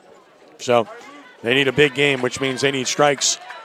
So far, they're bowling decent, but not that kind of performance in terms of the strikes they need, at least early on in this 3rd game. And Rummel's really not what you call a strike team. They're more of an accuracy team. Their bowlers are not two-handers or crankers, power players. Bardwell would be the only one that might be the exception there. And look, you look at Brother Martin as well. I mean, that's the thing. You're looking at 2 pairs of lanes here. We've got 12 one-handed bowlers out there. Yeah. So it's they are the exception these days in youth bowling. No question about it. I think the numbers that I saw from Junior Gold, the national event that Kent was referencing last summer, is that 21% of the bowlers bowling in Junior Gold were 2-handed. So it gives you an idea where the game is going right now. And there's some we saw it with Central Lafourche, saw a lot of 2-handers out there. We've actually got a 2-hander bowling for AOL right now in Lauren Hartzell. So it's it's prevalent not just in the men's or the boys game, but also in the girls game as well. Things looking better and better for Brother Martin early on in game 3. In good shape to win another state championship. And I know the folks watching over in the Commons right now on Elysian Fields, that's music to your ears and music to your eyes too, watching what you're seeing right now. This is a terrific program. And as for fans of Archbishop Rummel, so much to be proud of. This team has done a phenomenal job. And by the way, they've bowled well here today. No doubt. I mean, you look at those scores. of their first two games. I mean, they shot 11.93 and 11.07. That's above their average. Yeah, but came in 10.74. Right. And their strength, a lot like Brother Martin's, is their depth. It's, the ability to, especially late in the year, they've gotten a lot of improvement on the left side. Rummel's made a change here. Yeah, they did make a change in game 3. It's Cameron Falgout bowling at number 2 in this game. And an 8-10 split. That's a big ouch. Smarts, doesn't it? Mm-hmm. Took Bardwell out. Yeah. And so that puts Gennaro in the one spot right there.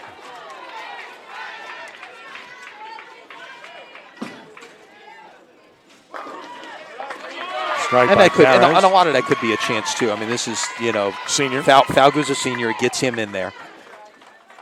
Give him a chance here. And Bardwell's a senior as well, so it's, Sure is. And Bardwell has shot a couple of big games today. Yeah, he has. And look, the thing is, and you look at Cameron Falgout right now in the 2 spot. He's got 3 strikes and 2 splits up there. He's a guy who's got the cape. He's got a high game of 257 this year, so he's got the capabilities that when he gets it going, he's got a chance to put up a big game as well.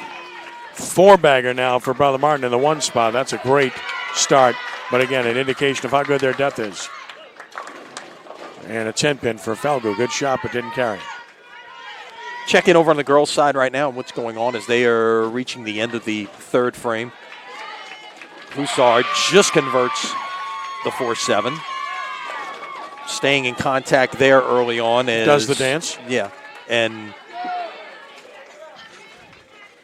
Coward started out with a double, and now converting the 7-pin there. So she's got a 9-pin lead. Good stroke. You'll take a quick whip around on what's going on in these matches. AOL with the big edge at number 1, 11-pin edge at number 2, Central with the edge at 3 right now. It's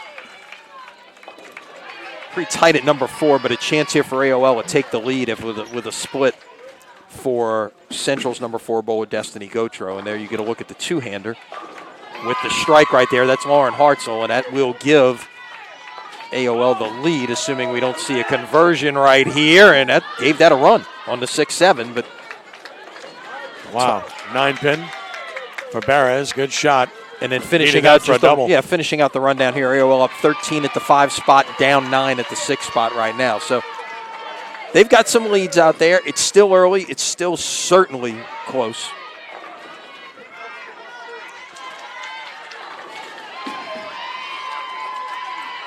Perez with a missed spare.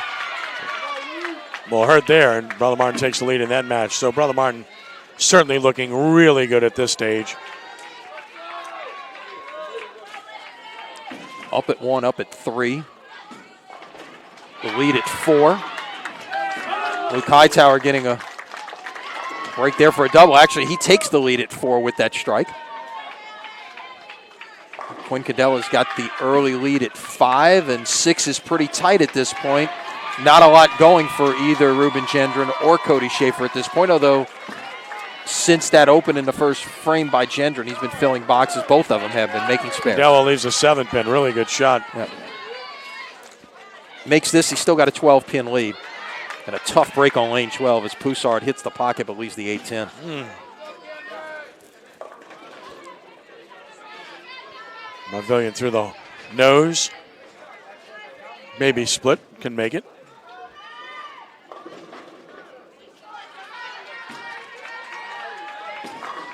Cody Schaefer strikes. Cadella converts the 7. So looking at this one and on the boys' side, as it stands right now, Brother Martin's in total control. Right. They lead on both pairs in total pins. There's little or no chance for Rummel unless they have a massive run here late in the game. No doubt. And I do mean massive.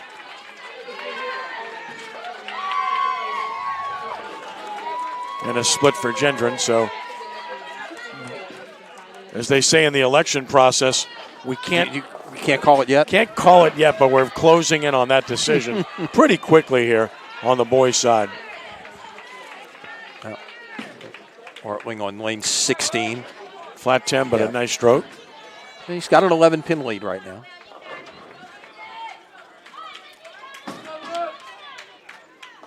Good shot. Barras' game is the one that I think has a real chance to rise. Oh, no doubt, no doubt. He's accurate With the speed and he does generate a little bit of a revolution on the back end. And you look at this team. I mean, obviously, Gendron's back next year. Yeah. Okay, you've got seniors in Cadella, Hightower, Falgout, Bardwell, but still, you've got Gendron in the anchor spot. The way Barras and Gennaro finish up this year, that's going to be a nice compliment on the right-hand pair, with those guys. And then you got a couple of freshmen in David Rue and Ben Mayer who've, gotten a little bit of a chance this year. But the bottom line is, I don't think, Rummel's not going away. And it's going to be interesting to see just how Brother Martin develops over the next years. That's now 6 in a row at the top spot there for Bruya at number 1. That's putting this one away for Brother Martin. No doubt.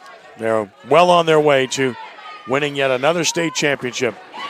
No surprise, but what a tremendous performance, Lenny.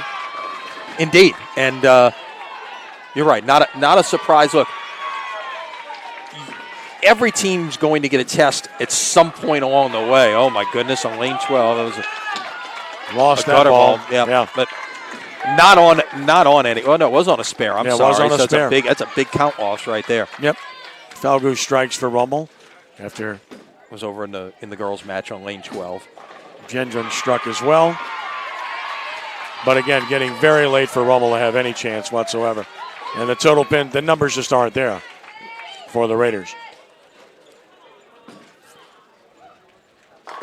Beautiful shot by Schaefer. Brother Martin's up almost 100 pins on the low pair, and that's really sealed the deal.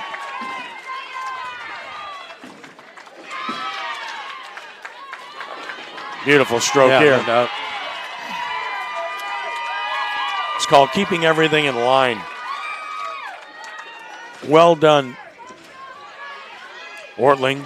Remember, he had so many bad breaks earlier in this final match. Hightower trying to throw 4 in a row. Tugs it. And leaves a 4-7. And a missed spare here. So all over but the shouting here on the boys' side. And there will be shouting, I can assure you. Mm-hmm. Missed spare there. So we will start to focus in on the girls because that's still in the balance. AOL with a 3-point lead going into the final game, 9.5 to 6.5, trying to repeat as state champion.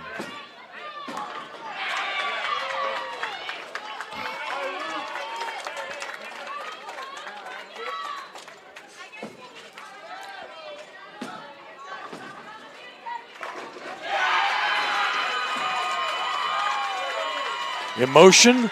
You bet. Why not? With 7 in a row. What a performance here.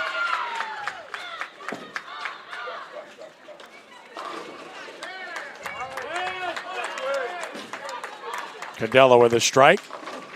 Falgout leaves a 7 on a good shot.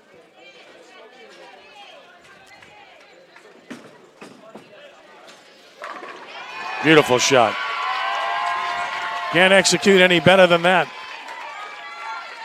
Again, Brother Martin's ability to close games on a regular basis has been special. Strike for Schaefer. Again, closing games, right? Triple for Schaefer. It's what you need to do. You got to be able to finish. Beautiful shot by Central there. Missed spare here. They're going to have to fix the score. The ball cannot bounce out of the gutter and convert a pin.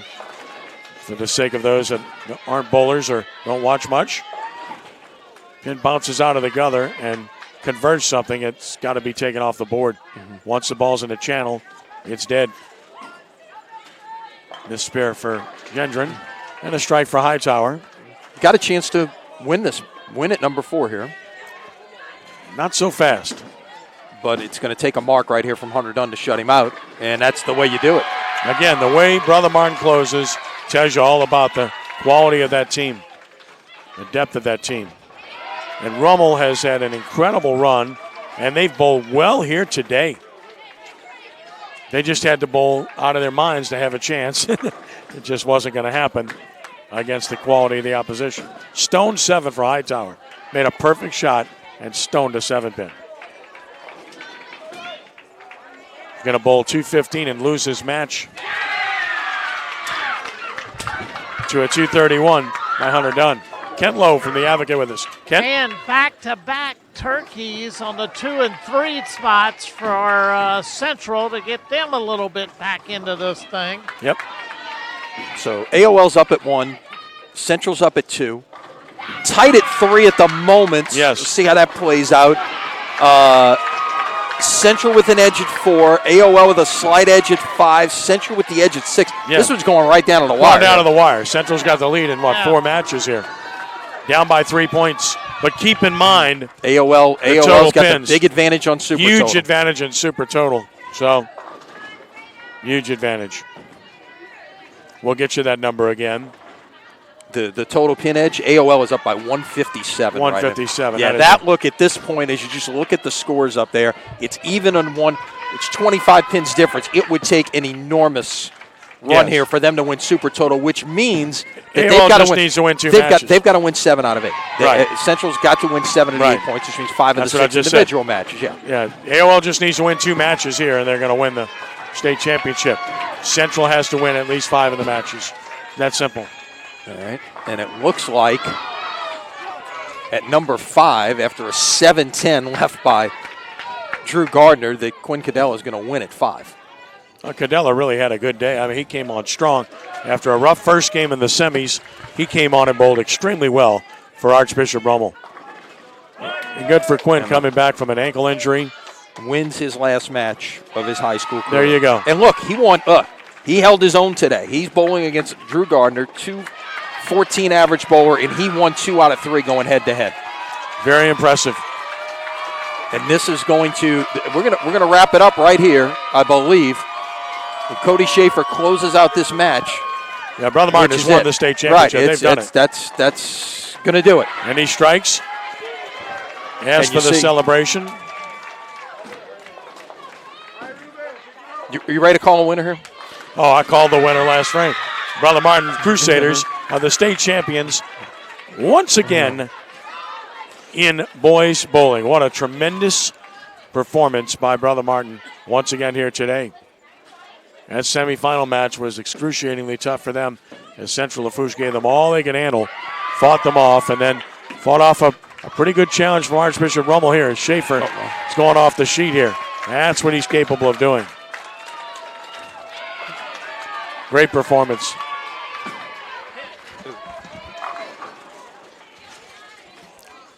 So, on the high pair, Brother Martin wins 2 out of 3. And on the low pair, they're going to win all 3. So they're going to win this one 7-1 and take this match convincingly. The final analysis, 21-6. So it was 20-7 during the regular season. Looks like 21-6 here for Brother Martin against Rummel, similar to the first time, but just too good. Cody Schaefer went off the sheet for a 235. Brother Martin celebrating a state championship. Well deserved. And a historic state championship it is. Kenny, it is their 4th. First boys team to win 4. No doubt. In the 15 years. And quite a season for Archbishop Rummel. No one expected them to be here. They were, and that was a testament to their toughness and the way they just improved and got better as the season went on to put themselves in position to be here today, beat the number 1 seed in the semis, and then turned around and bowled well against a team that's just too good. And the advantage of a bracketed playoff. Yes. Because if the bi-regionals and regionals had been in play, either one of the 3 teams, Brother Martin, Central, or Rummel, would not have been here. Absolutely. Changed the dynamic. Waiting for the Brother Martin celebration momentarily here. Good spare there for Hartzell for Academy of Our Lady. Again, Central has to win 7 points here in this game. They have to. They don't win 7, they can't win because total pins are just too far gone. Lena Coward with a double. Big shot. She's bowled extremely well. Not unexpectedly. That's a beautiful shot right there. Stuffed it. This girl bowling on 10. And there's the celebration for Brother Martin. Let's there we go. focus on that. Yep. As our cameras focus on the Brother Martin Crusaders defending their state championship successfully. Rummel giving them an ovation. These are great schools with class acts that get along very well and treat each other extremely well. So let's go to Lenny Van Gilder. Lenny, go right ahead. Go ahead, Lenny. Got me now? Yeah, go ahead. 37-07 for Brother Martin. We'll talk to the winners here in just a moment. 21-6 your final score. Yep, 21-6 indeed. All right, Lenny. Thank you. And miss spare for AOL there. So let's evaluate these matches. Again, Central has to win 5 of these 6 matches. They got to take 7 points in this game. Let's look at it as we speak. AOL is going to win at number 1, Central at number 2, Central at number 3. At number 4, looks like Central. At number 5, close. AOL with the lead. At number 6, Central. Central has a real shot here, Kent. Yeah, they do. And there's a missed spare. Yep. Total, the game is fairly close, but right now it is in Central's favor by about 60. Yep. No doubt. So, big single pin spare for Central. Got to convert, and they do. Let's see what AOL can do. 5 pin. Yep. Spare for AOL. Yeah, and that's a nice game there by the number 1 bowler. Bowl great. Shoots 200 with an 8 count here. Oh, tough miss there. Good shot. She had a good set, though. I mean, their number 4 bowler has done very well. Destiny Gotro. Gotro, yes. Yeah. I would say between her and the other young bowler, Destiny Sheldon, they have really been 2 of the workhorses in this championship match for Central. Leaves the 10 pin there. So AOL is up by what? 8 pins at number 5, Lenny? They've clinched. If they win, assuming they can't lose total. There's a split. Yeah, that'll be 142. 142. Best you can shoot is 136. Yeah. So that should clinch for AOL. They win 2 matches here. That's all they needed, Lenny, with total pins. This should end up 14.5, 12.5 as I see it right now. Yep. Beautiful strike there. Yeah, they can't catch them in total pins. At least I don't think they can. No, they can't. Academy's. No, they can't possibly catch them looking at it now. No chance. So I think 14.5, 12.5 is accurate. That Academy of Our Lady will repeat. So there's a beautiful strike here as well by Danielle Poussard. Who's bowled very good, very well. Recall watching this last year. AOL didn't realize they had won, and all of a sudden it hit them. Yeah. Unreal. This is over, and then the emotions started coming out. Yep. 7 count there. But just based on the numbers, it's safe to say that AOL is going to repeat as state champions here in narrow fashion. A really good performance by the Central Wildcats here. By the way, let me just say it's been a pleasure being with you guys, and congratulations for you guys doing this. It's been a while since this has been televised, and great job, and a real pleasure to be with you for a little bit. The pleasure was all ours, Ken. It was great having you along with us for the ride. It's we all have a passion for this sport, and it's a pleasure to be able to bring it to everybody out there. I'm very excited to see how this plays out tomorrow in the singles. Second year of the standalone singles. Celebrations going on. Academy of Our Lady closing in on it. We'll get Lenny to situate ourselves to get the winners on the boys' side, and then we'll interview the winners on the girls' side as well, as we'll get Lenny in position and on camera to get Bruce Himbert. And they're graciously waiting till the girls finish because they don't want to distract them. Right. give them credit, but we know AOL is going to win here.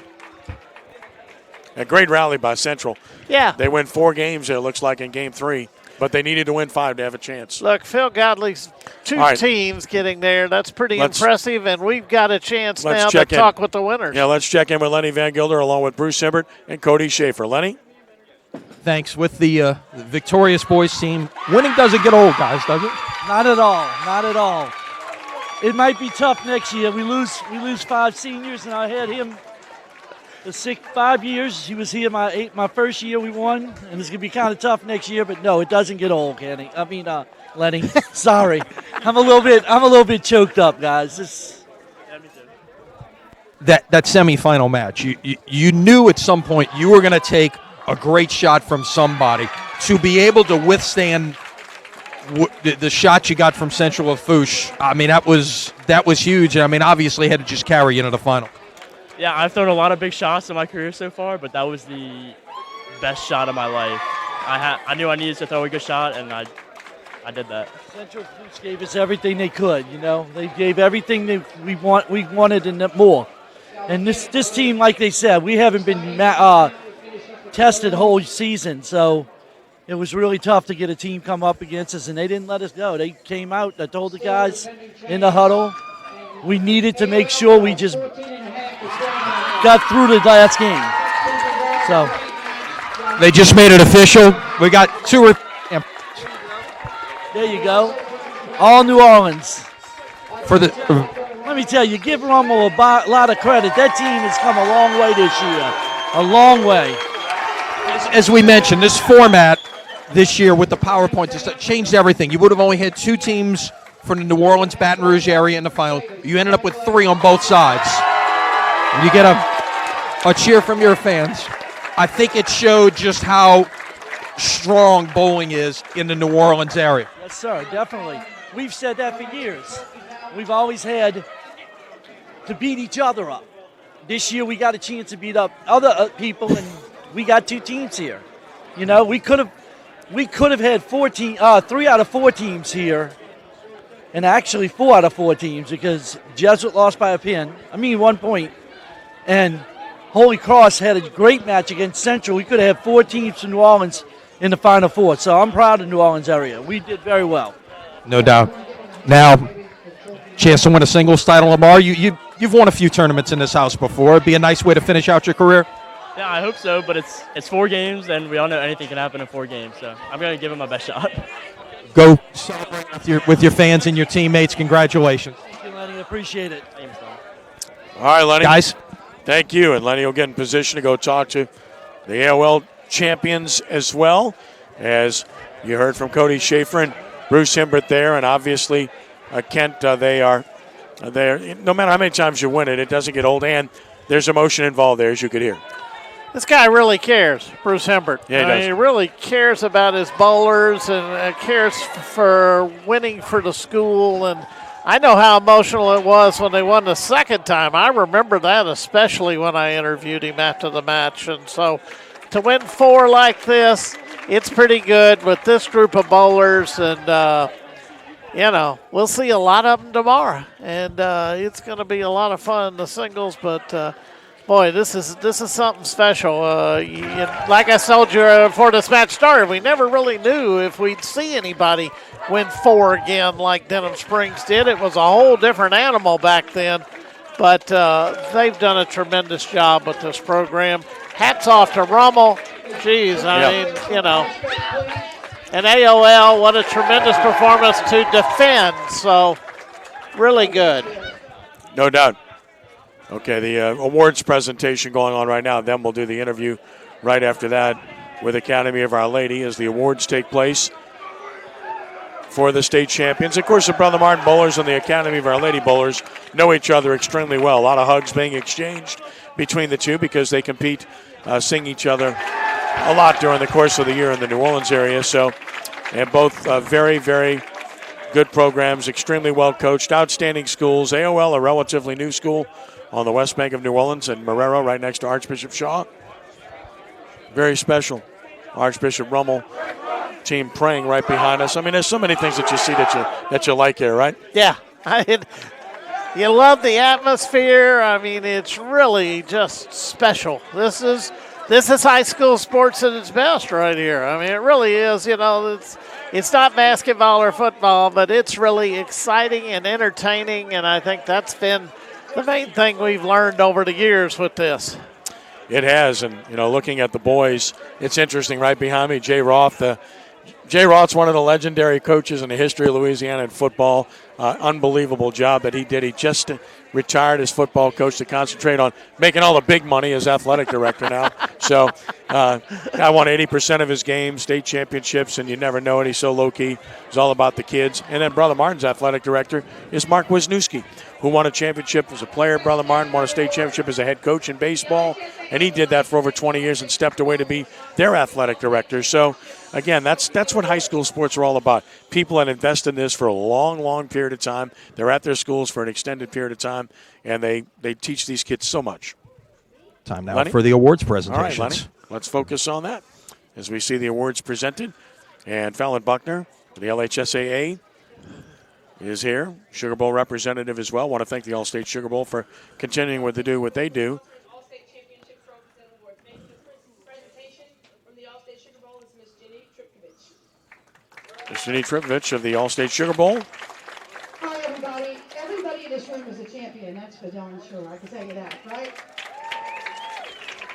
But on behalf of All-State and the Sugar Bowl, I've been incredibly grateful to be a member of the All-State Sugar Bowl Media Selection Committee since 1980. Guess it means I'm just getting old, but emceeing most of the events that the organization has. No, it means you're good. You know, of course, Paul Houlihan, who's just retiring, has done a fantastic job. Jeff Hundley has done an amazing job taking over there. Monique Morial, the current president this year for the Sugar Bowl.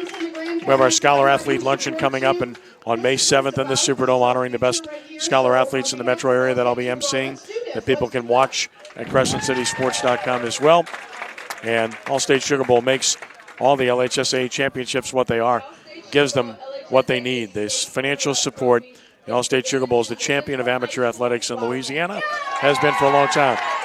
The runner-ups, the Central Wildcats, making their way up.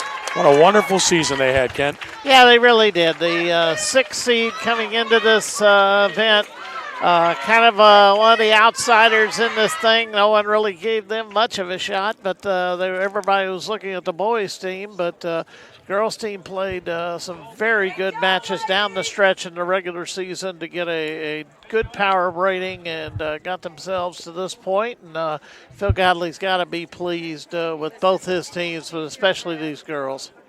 No doubt about it. Great showing here today by their families, by their fans as well.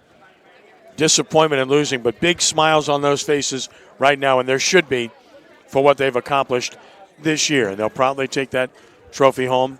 I hope I bowl as good on these lanes as some of these kids did today when I bowled tonight in league here.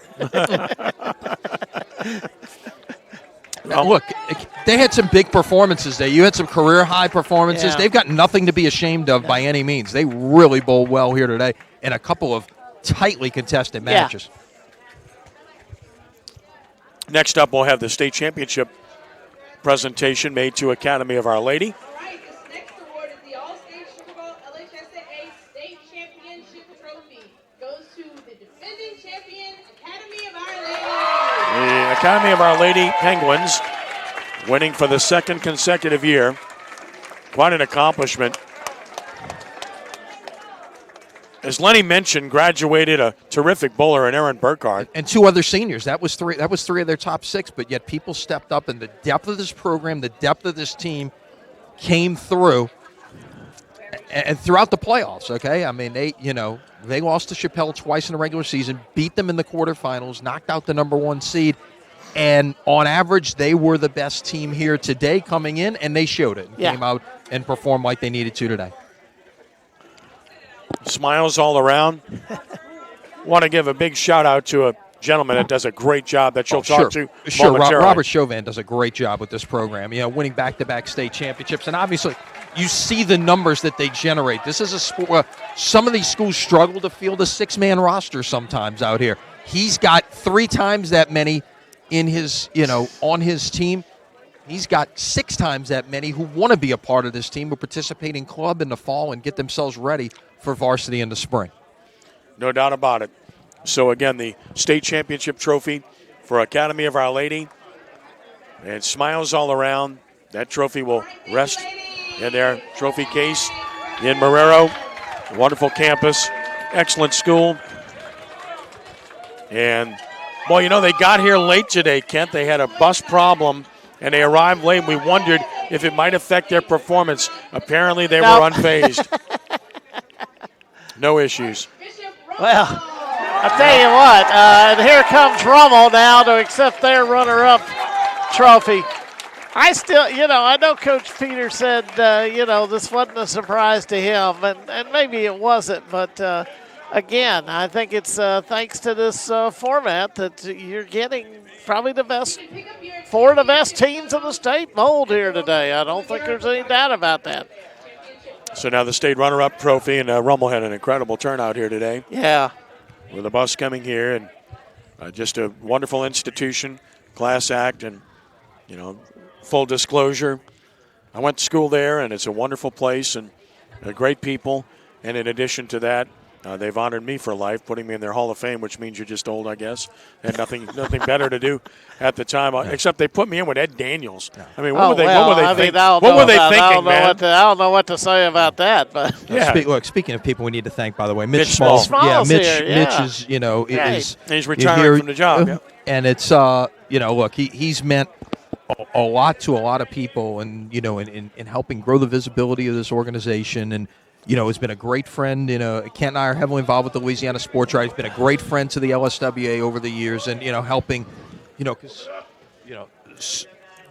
helping really bridge things in terms of sports writers and and high schools and student athletes in terms of media coverage. So, been a big part of that. Well, he's been a great friend, and he understands it. He's been awesome for the state and the organization, and we want to thank Mitch Small and just wish him nothing but fantastic success, happiness, relaxation with whatever he chooses to do. I know this, there'll be a big void to fill with him departing. As congratulations to Archbishop Rummel for finishing second. And now the state champion, Brother Martin Crusaders, stepping to the lanes to receive yet another state championship trophy. Well-deserved, well-earned, clearly the best team in the state. They've left no doubt for a few years now. And Kent, as you mentioned earlier, it's quite a run to do what they're doing in bowling right now. Yeah, I mean, it's really amazing. This guy has been able to bring it every year, and with some very talented bowlers. They have so much in the 1, 2, 3 spots, which proves to be a big key sometimes. But they've got some talent. We'll see it all play out tomorrow, I think. I think they'll be right in the hunt for the singles. Yeah, Bruce Himbert, the head coach of the Crusaders, he invests so much in the bowlers. He has his own pro shop at Colonial Lanes and teaches the game, helps them with equipment. And Bruce was a regional PBA member for many years. Outstanding bowler. I grew up with him, and we bowled together and have known him for many, many years. Just been great for the sport. He loves it. He's dedicated himself to it. And obviously he does a great job with this program and has got a lot of kids that want to bowl and bowl successfully in his program. So much respect for him and what he's been able to do with this program over an extended period of time. Still going to talk to the winners at AOL. Lenny will try to get in position. You get all the picture taking. Everybody wants to be in on things, but we want to try to get Coach Chauvin and perhaps Danielle Poussard to be able to get that done. In fact, Lenny's trying to get that done. And I'm going to leave you and get a few interviews Go done for my paper. So, Advocate? thank you. Yes, thank you very much. Pleasure being with you guys. Make sure you read The Advocate online. Read it hard copy. Kent does a tremendous job and has covered this sport for many years and championed it.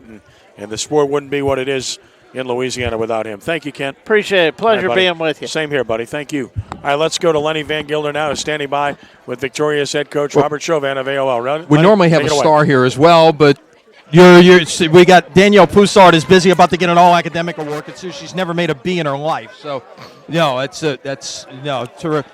Coach, back-to-back. This was nothing like last year. This is, talk about the process just to get back to today and then winning today. Well, to get back today, we had we lost a lot of power on the top end. It's 3 of our starters, and so we had to then reboot with some of the subs that we had that hadn't been in the game too often, and so now they had to learn how to do that. And then we doubted ourselves when we played Chappelle the first 2 times because they killed us really earlier in the season. But we improved every year. So finally they started meshing together as a team after we played Cabrini, and after that they put it together and played very well all year. And they worked hard today though, because it wasn't like last year. Last year they threw this 1,000 series, 3,000 series. This year, 2,900. That's what did it, and they did a great job. Though I'm really proud of the work they put in to do it. Practice every week, practice. It would have been easy to have a letdown after what happened in the quarterfinals with overcoming Chappelle after losing to him twice in the regular season. What did you talk to your team about this week about putting that behind them and getting ready for today? That was hard to do. That's hard to do. But what we tried to do was make sure that we knew we were playing East Ascension again.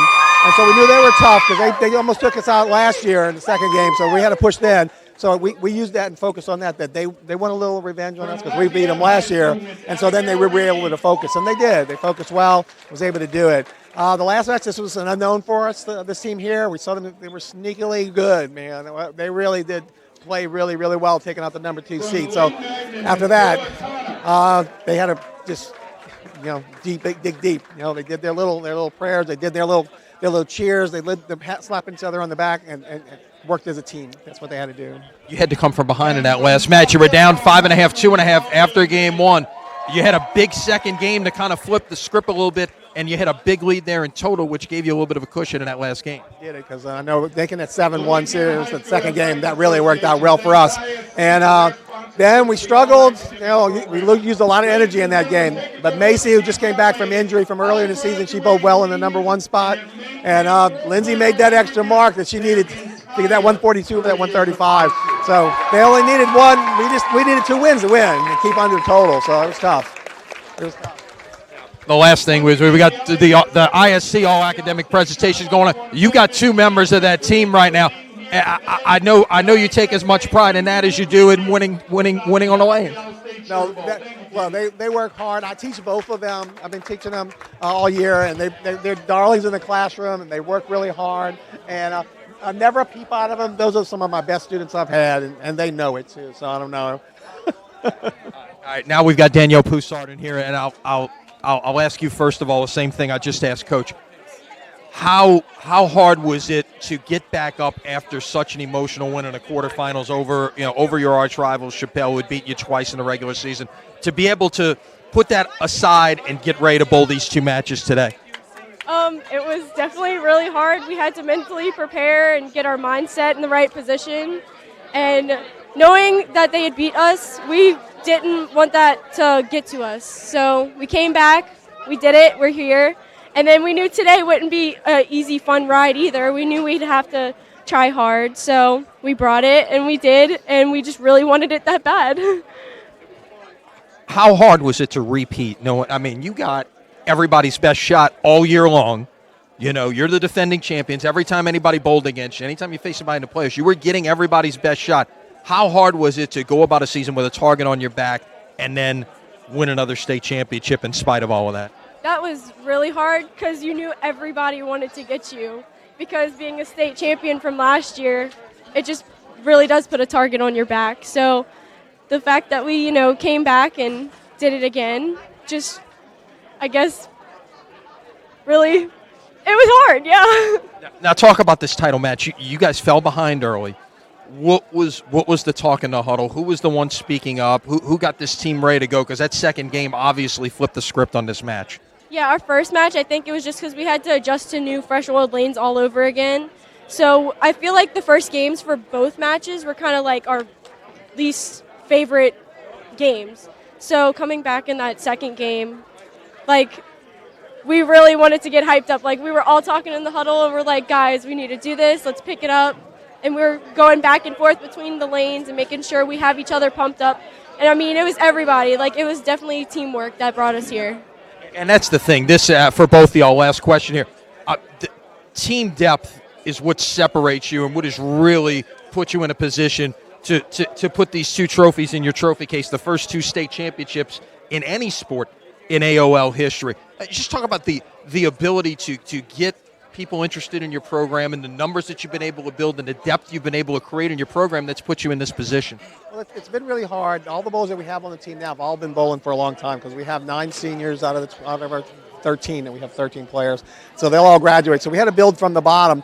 But that also scared off a lot of new potential bowlers, too, since we were pretty good, and they knew that when they come to try, it was going to be hard to make the team. So next year we'll be in rebuilding, and that'll really test us at the school. So our bottom 3 or 4 are going to move up, take the place of these great bowlers at the top. They're going to want to step up, and then we got to get some new ones in. So next year we'll start over again, just like we did with this group 4 years ago when we had to do it the same way to get to where we are now. Last year, Aaron Burkhart, anchor bowler in his team. You won a state championship. You came back out the next day and won the individual singles title. No pressure, right, Danielle? Oh, yeah, definitely.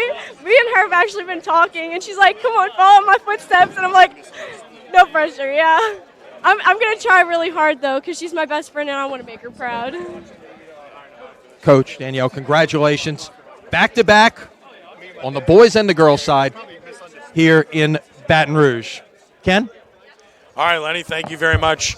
And congratulations to Danielle Poussard, to Robert Chauvin, and the Academy of Our Lady bowling team for capturing a 2nd consecutive state championship here this afternoon in a marvelous performance as they once again emerged victorious.